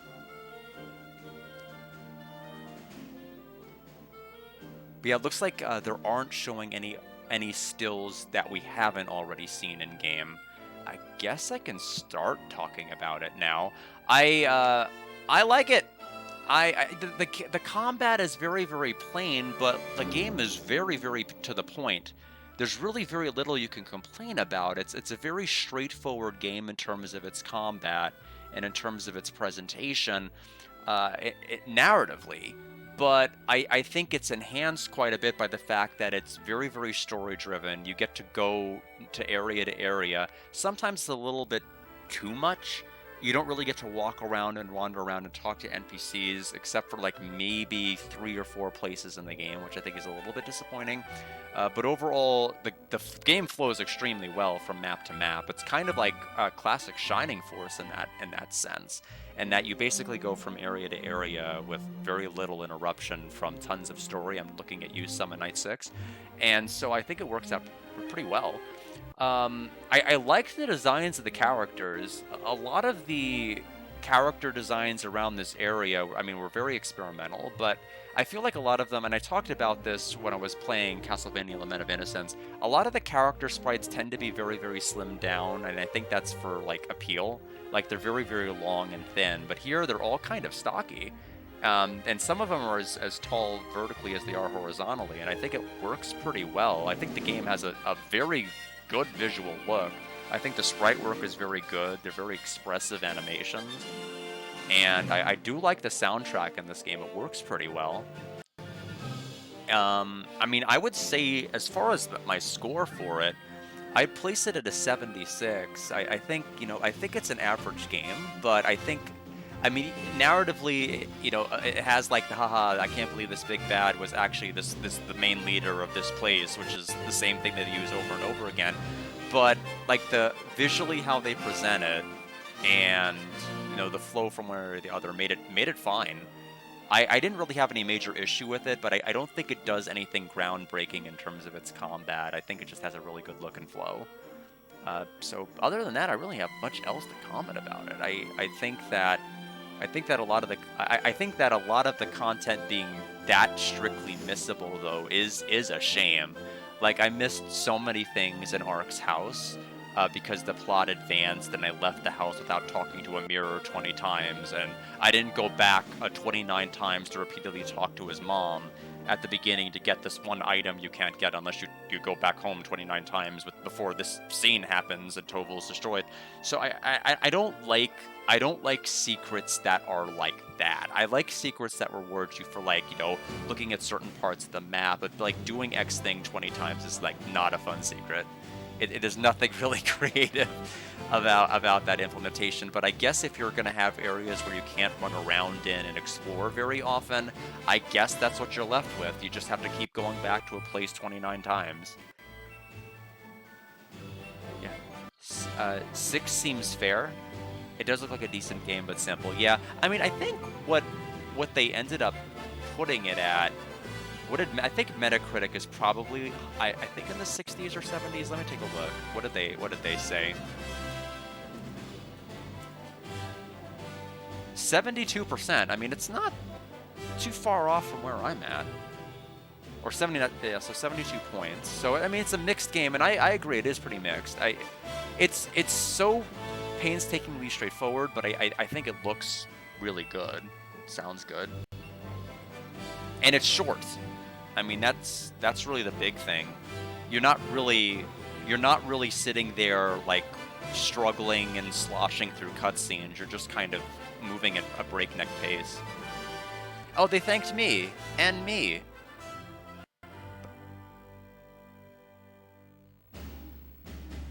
Be continued. Okay, I will. Oh, to be continued. Got it. Makes more sense. It will be. Now, when I get to Ark the Lad 2, I'll have to figure that one out. But probably sometime before the end of the year. But I do have a lot of plans for the Saturn. We'll see see when or if I'll get to it.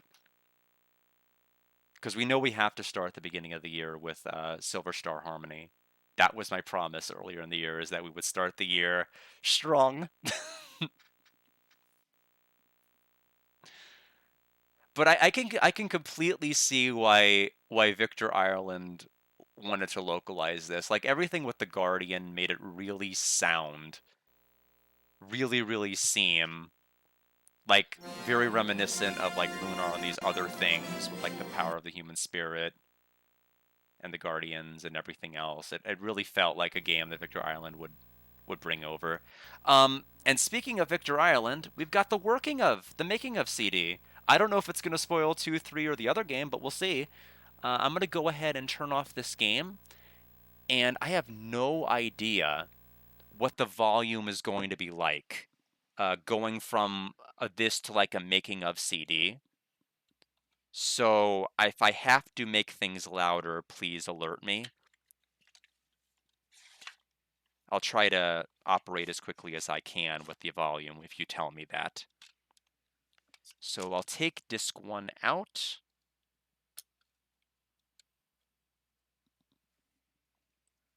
There we go. It goes back here. So actually, technically, it's disk 2 since the top disk is Monster Tournament. And there's the making of CD. It may spoil the games we've yet to play. I know Ark the Lad 2, I believe, has Luna's voice actress singing in it. That much I do know. I just don't know much else about it. So I'm going to boot up my PlayStation 1 again with the making of CD in it.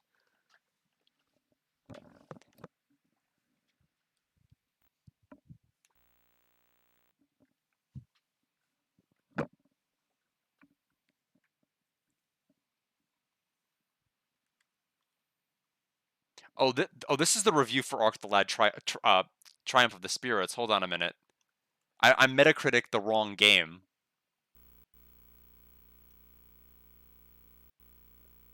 I guess we want to play, I guess for right now, oh, that's interesting. I guess we could do it for Chapter 1. And then, later on, we can do it for the other chapters as they play. Arc the Lad PlayStation, Metascore to be determined. Okay, well then I guess I'm the authority on this. And I say it's this. Yeah, so let's go ahead and play Chapter 1. The beginning. Let me know if I need to make it louder. The Arc the Lad series was produced in Japan by Sony's Arc Entertainment subsidiary. I personally think that the base of RPG game elements are story, characters, and how well they are crafted and how interesting they are. So we need to make sure that those things are done right. Otherwise, even if the hardware improves, the game itself might not improve drastically. Nakagawa-san is the producer of Arc the Lad. He was involved with all the games, sort of oversaw them all. And he was sort of involved with the initial ambitious idea that they would create this flagship RPG for their new gaming platform. I have studied a lot of pre-existing RPG games, and after I studied these existing RPGs, we still wanted something different from the RPG format, for which we had a lot of ideas. Of course, right now it is considered normal to do so, but at that time, we wanted to include CG movie segments, and for the first time, use voice effects when the characters were involved in fight scenes. This was also the first attempt to link the saved data from Game 1 to Game 2. I believe we had such a deep treasure of ideas. At first, Arc was intended to be a single game. But in 1995, with the deadline for release looming and so much work left to do, it was decided to break the ambitious project in two. Due to the fact that it was released as two games, we made the end of Arc 1 in such a fashion to be continued, which generated a lot of talk by people. When Arc the Lad was made available, first we saw the screenshots. To tell you the truth, at that time I was surprised. However, when we actually played the games, we were very surprised. It was a very high-quality presentation, and the sounds and the characters' actual speaking and that kind of thing was placed all throughout the game. This kind of RPG never existed in a platform before the introduction of the PlayStation hardware. On the battle maps, most of the characters have 6 or 8 frames of animation detailing what they do, which allows the character to be more expressive. Whereas most games usually use 2 or 3 frames for each character. Arc the Lad 2 was released with great success in November of 1996. Fans could now take advantage of the PlayStation's unique memory system. The memory system is really cool because you can bring saves from Arc 1 forward to Arc 2 and then Arc 2 saves to Arc 3. And the benefit of doing that is you get events that you wouldn't get if you just played Arc 2 without playing Arc 1. By bringing your saves forward, you get hidden events, secret items, and the biggest benefit of that is primarily in Arc 2, is you get this whole event with Choco.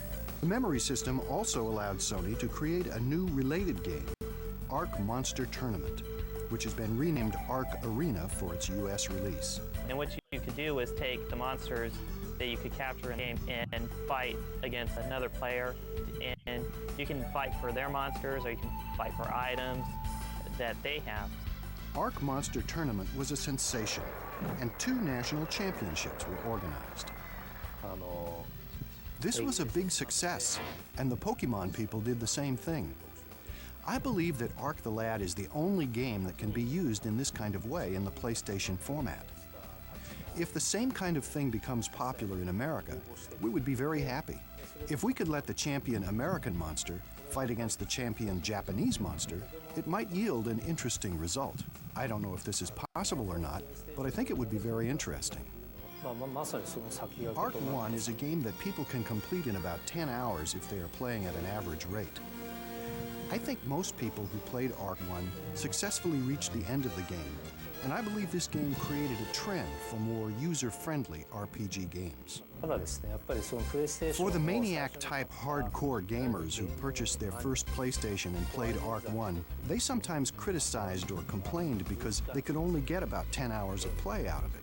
Since we created this game with pride and confidence, we never regretted making it. However, this criticism caused our creative spirit some concern. Therefore, we decided to make a game that had a wide application that anyone could play, but that could be utilized for up to 50 hours. That was the Ark 2 game. Ark the Lad became a phenomenon in Japan. Fans created Ark websites. Magazines, trading cards, calendars, postcards, and other items sold like hotcakes. So Sony decided to continue the series, releasing Ark 3 in 1999. I heard from Mr. Akagawa that they were not originally planning on making Ark the Lad 3. Ark the Lad 2 was considered to be the final segment in the game series. However, the fans started to express their desire to make a sequel. So that is how they decided to make Ark the Lad 3.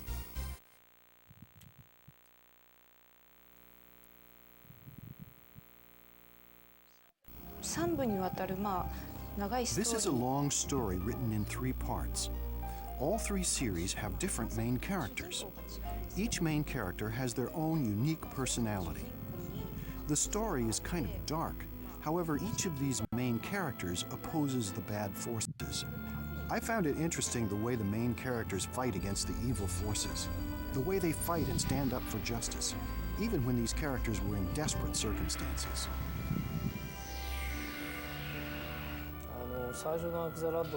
The original Ark the Lad scenario was created by myself and an editor friend whom I consulted at the beginning, and a person from the company called G-Craft.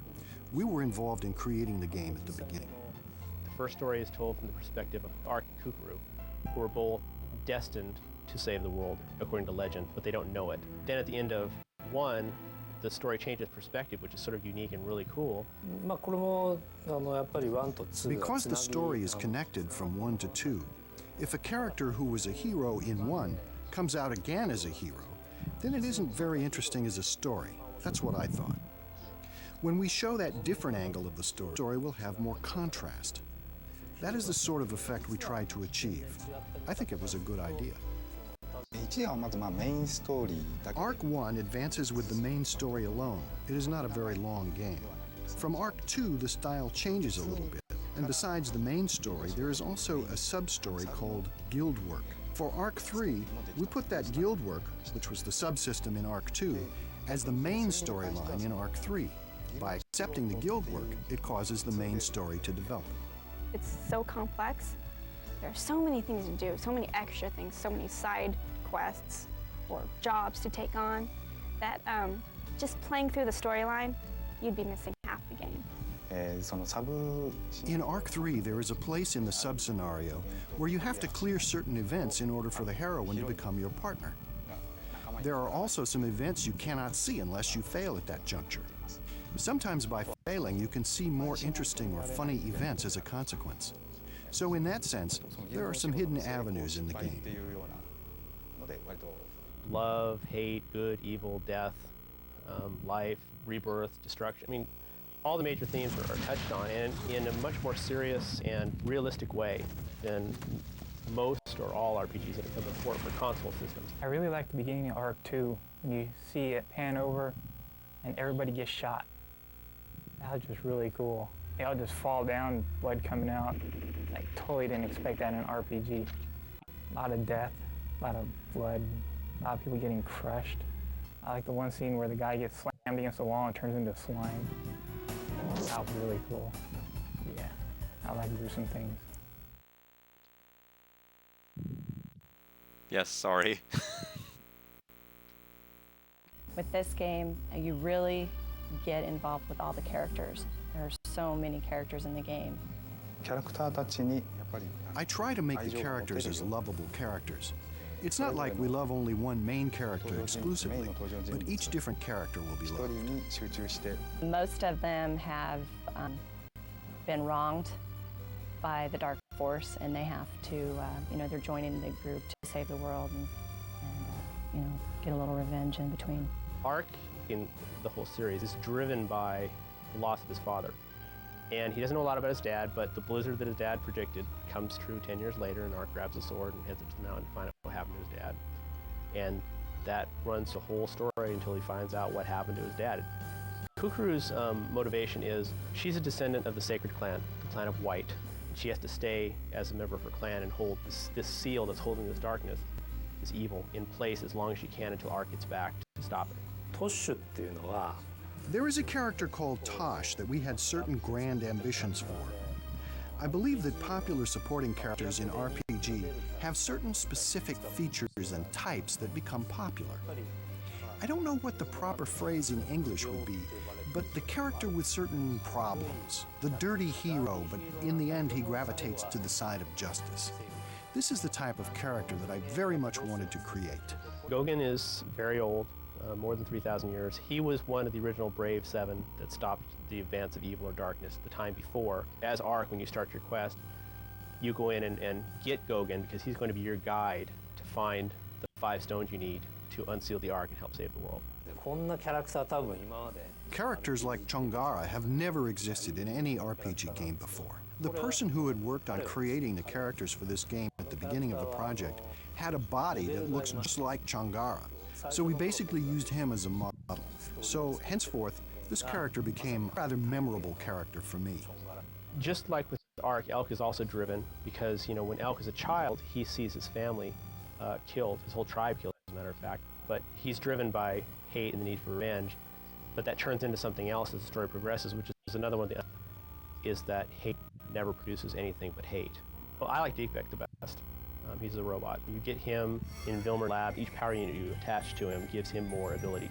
So you then take him back to the lab, put him on a pedestal, and you can give his experience to any other character and power characters up really high just by, leeching off Deepek's experience, because he can't use it himself because he's not a human. Alec is a very straightforward, kind, and courageous type character. And that is the traditional boys' heroic type character. The character Lutz is a secondary comic and energetic character. Those two characters in combination existed before I started working on the project. So for those two characters, I tried to extend and enhance their character without altering their basic characteristics. Everybody has a little bit of pain in the game. They all have some sort of personal tragedy, and they all band together to rise above that. When I come up with the character ideas, rather than using good aspects of characters, the shortcomings of the characters are more important. I think these faults of character are more interesting. For example, Lutz is clownish, and that is his shortcoming. But that is also his endearing aspect. So I tell myself that character shortcomings are the key to attractiveness. My favorite character is definitely Tosh, because he is hot. And I have a thing for redheaded samurai dudes that really kick butt. And he sounds like this. Shinjuken! Favorite character is probably Shingara. He has interesting dialect. Hello, baby! That and Daisy Boy, Daisy Boy.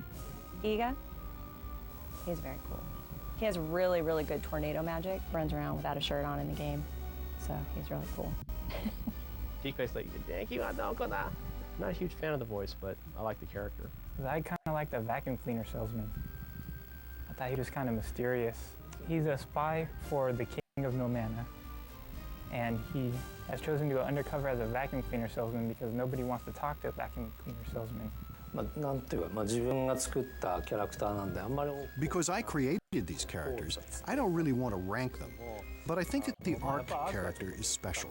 Because Ark's character is the concept we had from the very beginning, I feel that character is very special.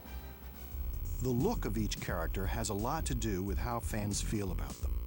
Ryuichi Kunisue designed the characters for Ark 3.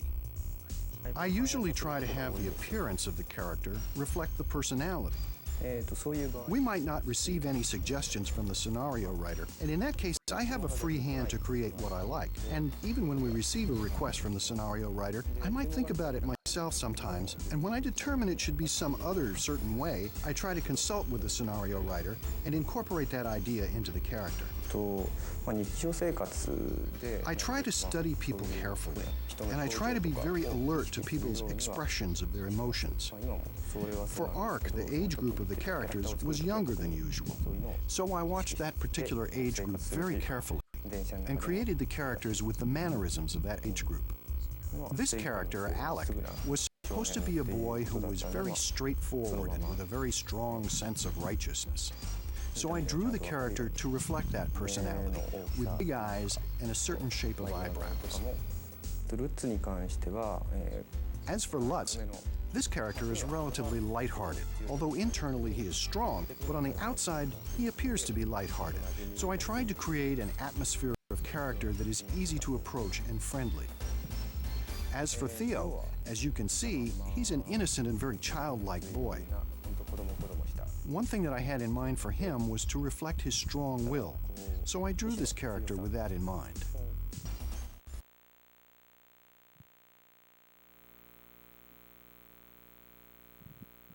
From the beginning, Akagawa-san's idea, the producer's idea, was to do cutting-edge RPG, to show off cutting-edge technology. And at the time Arc 1 came out, CG was just getting started. Then Arc 2 really takes CG and runs with it, and you can see, how they're starting to model. It was pretty spectacular for the time. And then Arc 3 comes along, and that's another 2 years later, and you can see the evolution of the graphics as well there, where the 3D CG is just really, really great. Arc 1 and 2, they primarily used CG for, the flying ships and stuff like that, but the characters were never done in 3D. But in Arc 3, they incorporated more of the 3D character design. iDesign is the company that was doing the animation for Arc 3, and they were heavily involved with making 3D environments and 3D animations that were believable for the game. At the time of the release of Arc number 2, character animations were possible, but there were a number of restrictions. For example, from the point of view involving hardware, we couldn't do the characters. But with Arc the Lad number 3, there was an abundance of software applications available, and there were some new software programs that were suitable for character-type animations. At the beginning, we didn't think about putting the characters in the CG movie segments. We created one as an experiment, and it was received so well that we decided to follow this course of inserting these characters into the movie segments.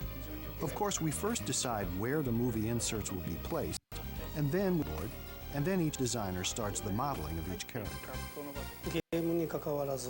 At first, we usually have either some sort of a design sketch or a higher quality illustration of the subject. So basically, we have this basis for our layout. Then we have a meeting with our clients concerning what kind of image they want to convey. And then we create the images for the screen one at a time.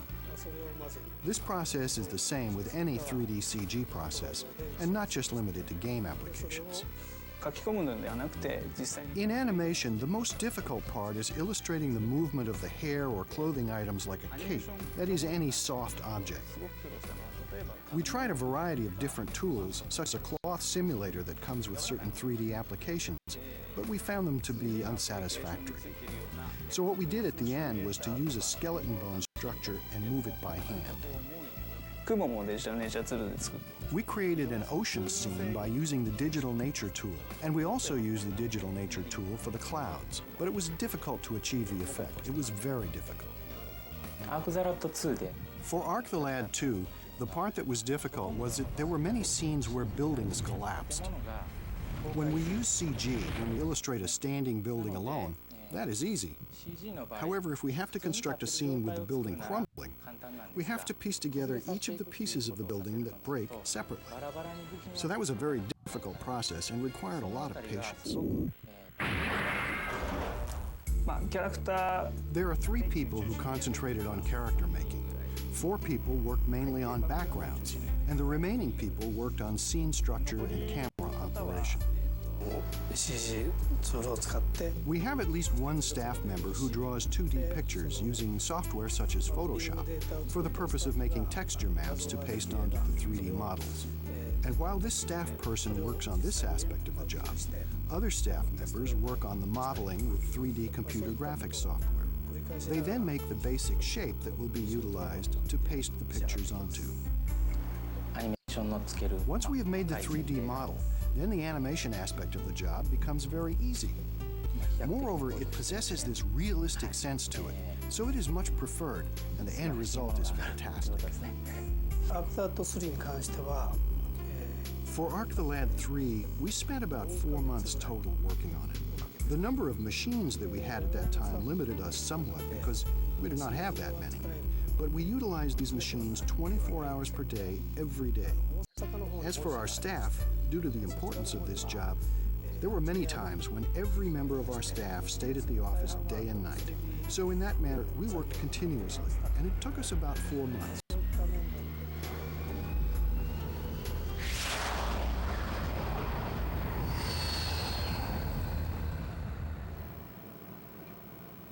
Akio Yoshioka takes over where the animators leave off, assembling characters, backgrounds, and CG elements, adding special effects, and tweaking the results to achieve the final look.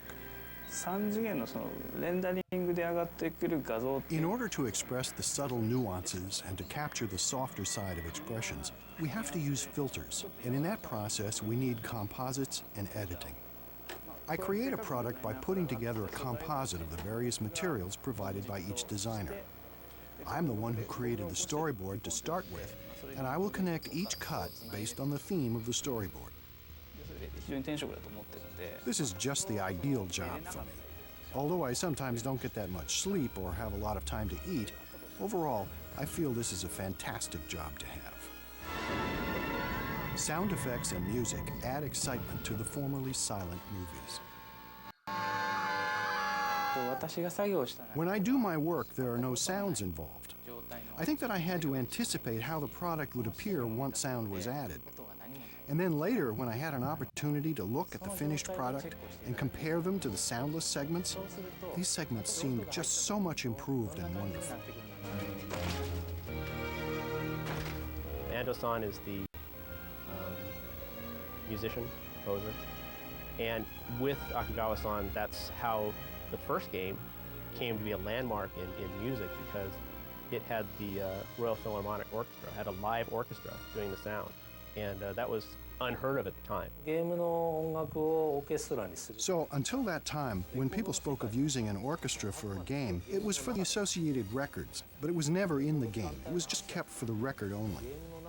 So we came up with the idea to use the orchestra for parts of the game itself. Of course, we were worried it might cost a lot of money, so I went to my boss to discuss the situation. And he responded by saying that even if it costs a lot of money, let's go ahead and do it. Therefore, we went to London to work on this.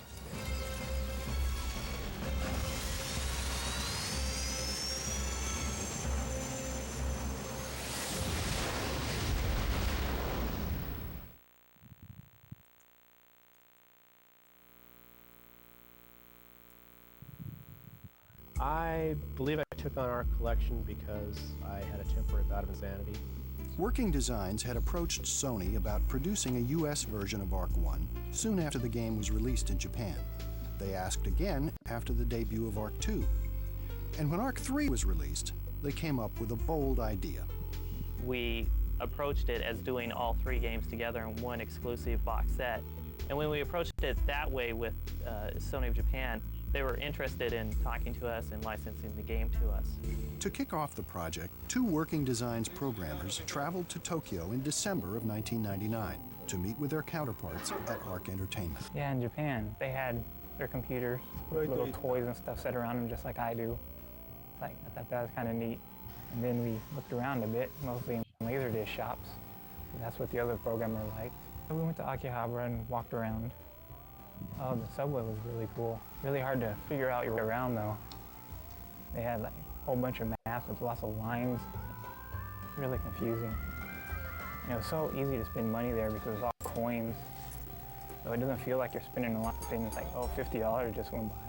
Localizing all 4 games turned out to be an enormous and time-consuming project. It didn't seem especially daunting until we started getting the code and the text and seeing how large of a project we'd really signed up for. Localizing the game is sort of the standard procedure that we have, just on a much larger scale, which is you have your regular translation, which is Japanese to English, and you take that, isolate the main story points, and rewrite the game in English using the storyline so that it reads conversationally. We try to keep all the games released as up-to-date as possible as far as making use of the latest things that are offered on the platform that are in wide use. So we added analog, we added DualShock, we added the extra memory card slot so you could save more on one card. The Japanese standard, or sort of the standard in games role-playing, is 3 saves per card. Well, much more than that will fit on most memory cards. So we generally try to put as many as you possibly fit on a card. So we increased ARC 1 to 15 saves per card. ARC 2 went from 3 to 7. ARC 3 went up to 15 saves. Well, the interfaces for all 3 games were slightly different. We tried to unify most of them so that when you go from game to game, you don't really have to read it as much as just feel it. That's one of the things I hate about most games. Trying to find my way around menus. The translucency was added to the boxes, so if you can see the battlefield below your screen, see what's going on, whereas before the boxes came up and you couldn't see what was underneath them anymore. You had to like cancel out so you could see what you're doing and then go back in if you forgot.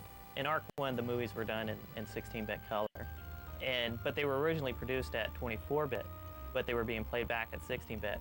So our programmer came there and figured out how to run the movie at 24-bit color, which allowed us to have a higher quality movie. So we're trying to increase the playback of the movies in ARC 2 to get rid of some of the artifacting and making them look a lot better. I think the fans in Japan would really like the improvements. I think the people in Japan would have made these improvements if they had time. I think they just probably ran out of time. So they had to release it as it was. They couldn't continue on and make more improvements, which is what we get to do. When you do localizations, you get to make improvements upon games that are already good. You don't have to start from scratch and hope you come out with a decent product. You already know you have one. Just make it better. We get a lot of artwork from Japan, and it's a lot of splicing up of images and being able to separate foreground from background. And we do this because for a package front or for a poster, you need to be able to fit the dimensions. Occasionally I'll actually do a lot of my own art, but I have to mimic the style of the Japanese art so that it looks the same. The computer is purely a tool. You draw the art and then you scan it into the computer. So I use Illustrator. In Illustrator, I pulled all of the scan drawings, and that's where you do all the coloring. That's where you do any sort of editing that you need. The Mia on the monitor. Arc the Lad Collection is the largest anthology ever released in the United States. The end of the project is probably the most fun of ARC. It was a monumental task, and finishing it, you know, seeing the end, seeing all the stuff coming together, you know, packaging, seeing the stories get a really good critical reception. But people were just amazed at how the story is and how deep it is, how much you can do. Really makes us, you know, all of us glad to be involved with the game at this level. I mean, you know, we're all very tired, but we're glad that, you know, we did it. At least I think we're glad. Yeah, we're glad. From the Japanese people's point of view, the way this game is going to be released in the US causes us to be almost envious. And of course, maybe I don't need to say this, but I would like American players to start playing from the beginning of ARC 1, because in ARC 1, you train your character to some extent, and then move on to the next. Japanese players did this over a space of a number of years, and American players can do this also over a shorter period of time. But if you could play each one without hurrying too much, then you would enjoy this game much more. So please enjoy playing it in that fashion. Outtakes? Well, there can't be any in 1. We get a lot of artwork. Blah. Yeah, they're much fluid. They have a good fluid movement. Blah, blah, blah. That sounds silly. Again.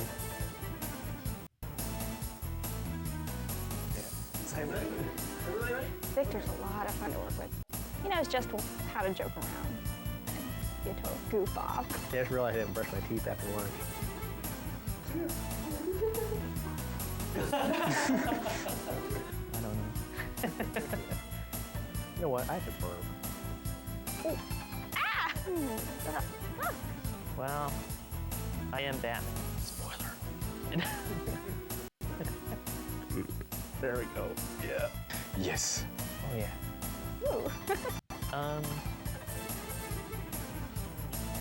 Yeah. I don't know. Okay, wait. No. すいません。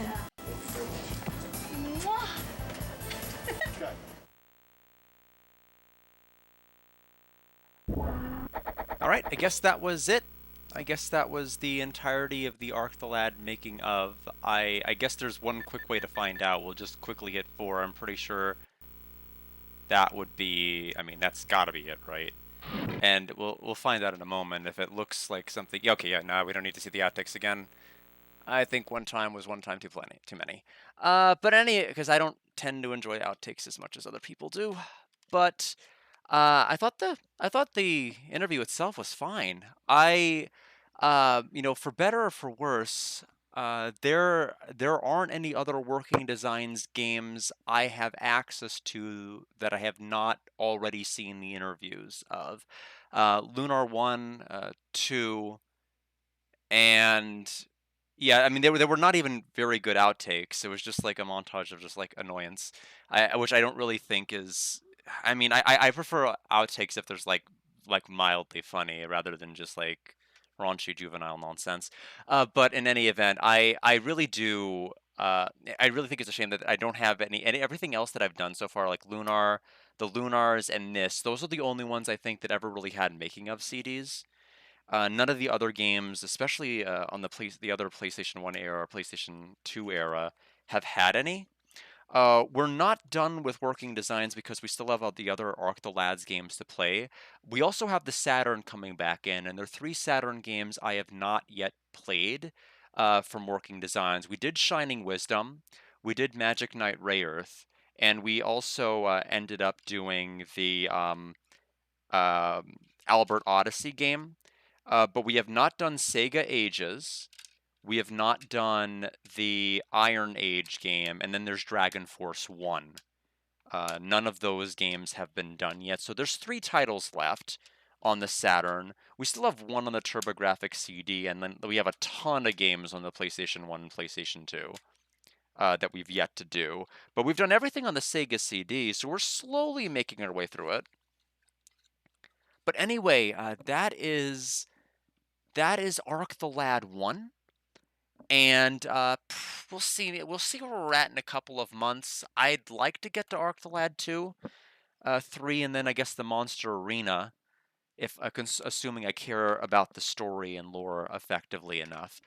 But so far, I'm fine with it. I don't have any problems with it. It's a pretty simple, straightforward tactics game. But if it's gonna build upon its foundation from 1 to do like deviations with story and things in 2.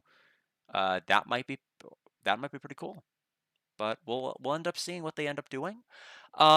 So that's gonna set us up for next week. So Arc the Lad 1 is finished.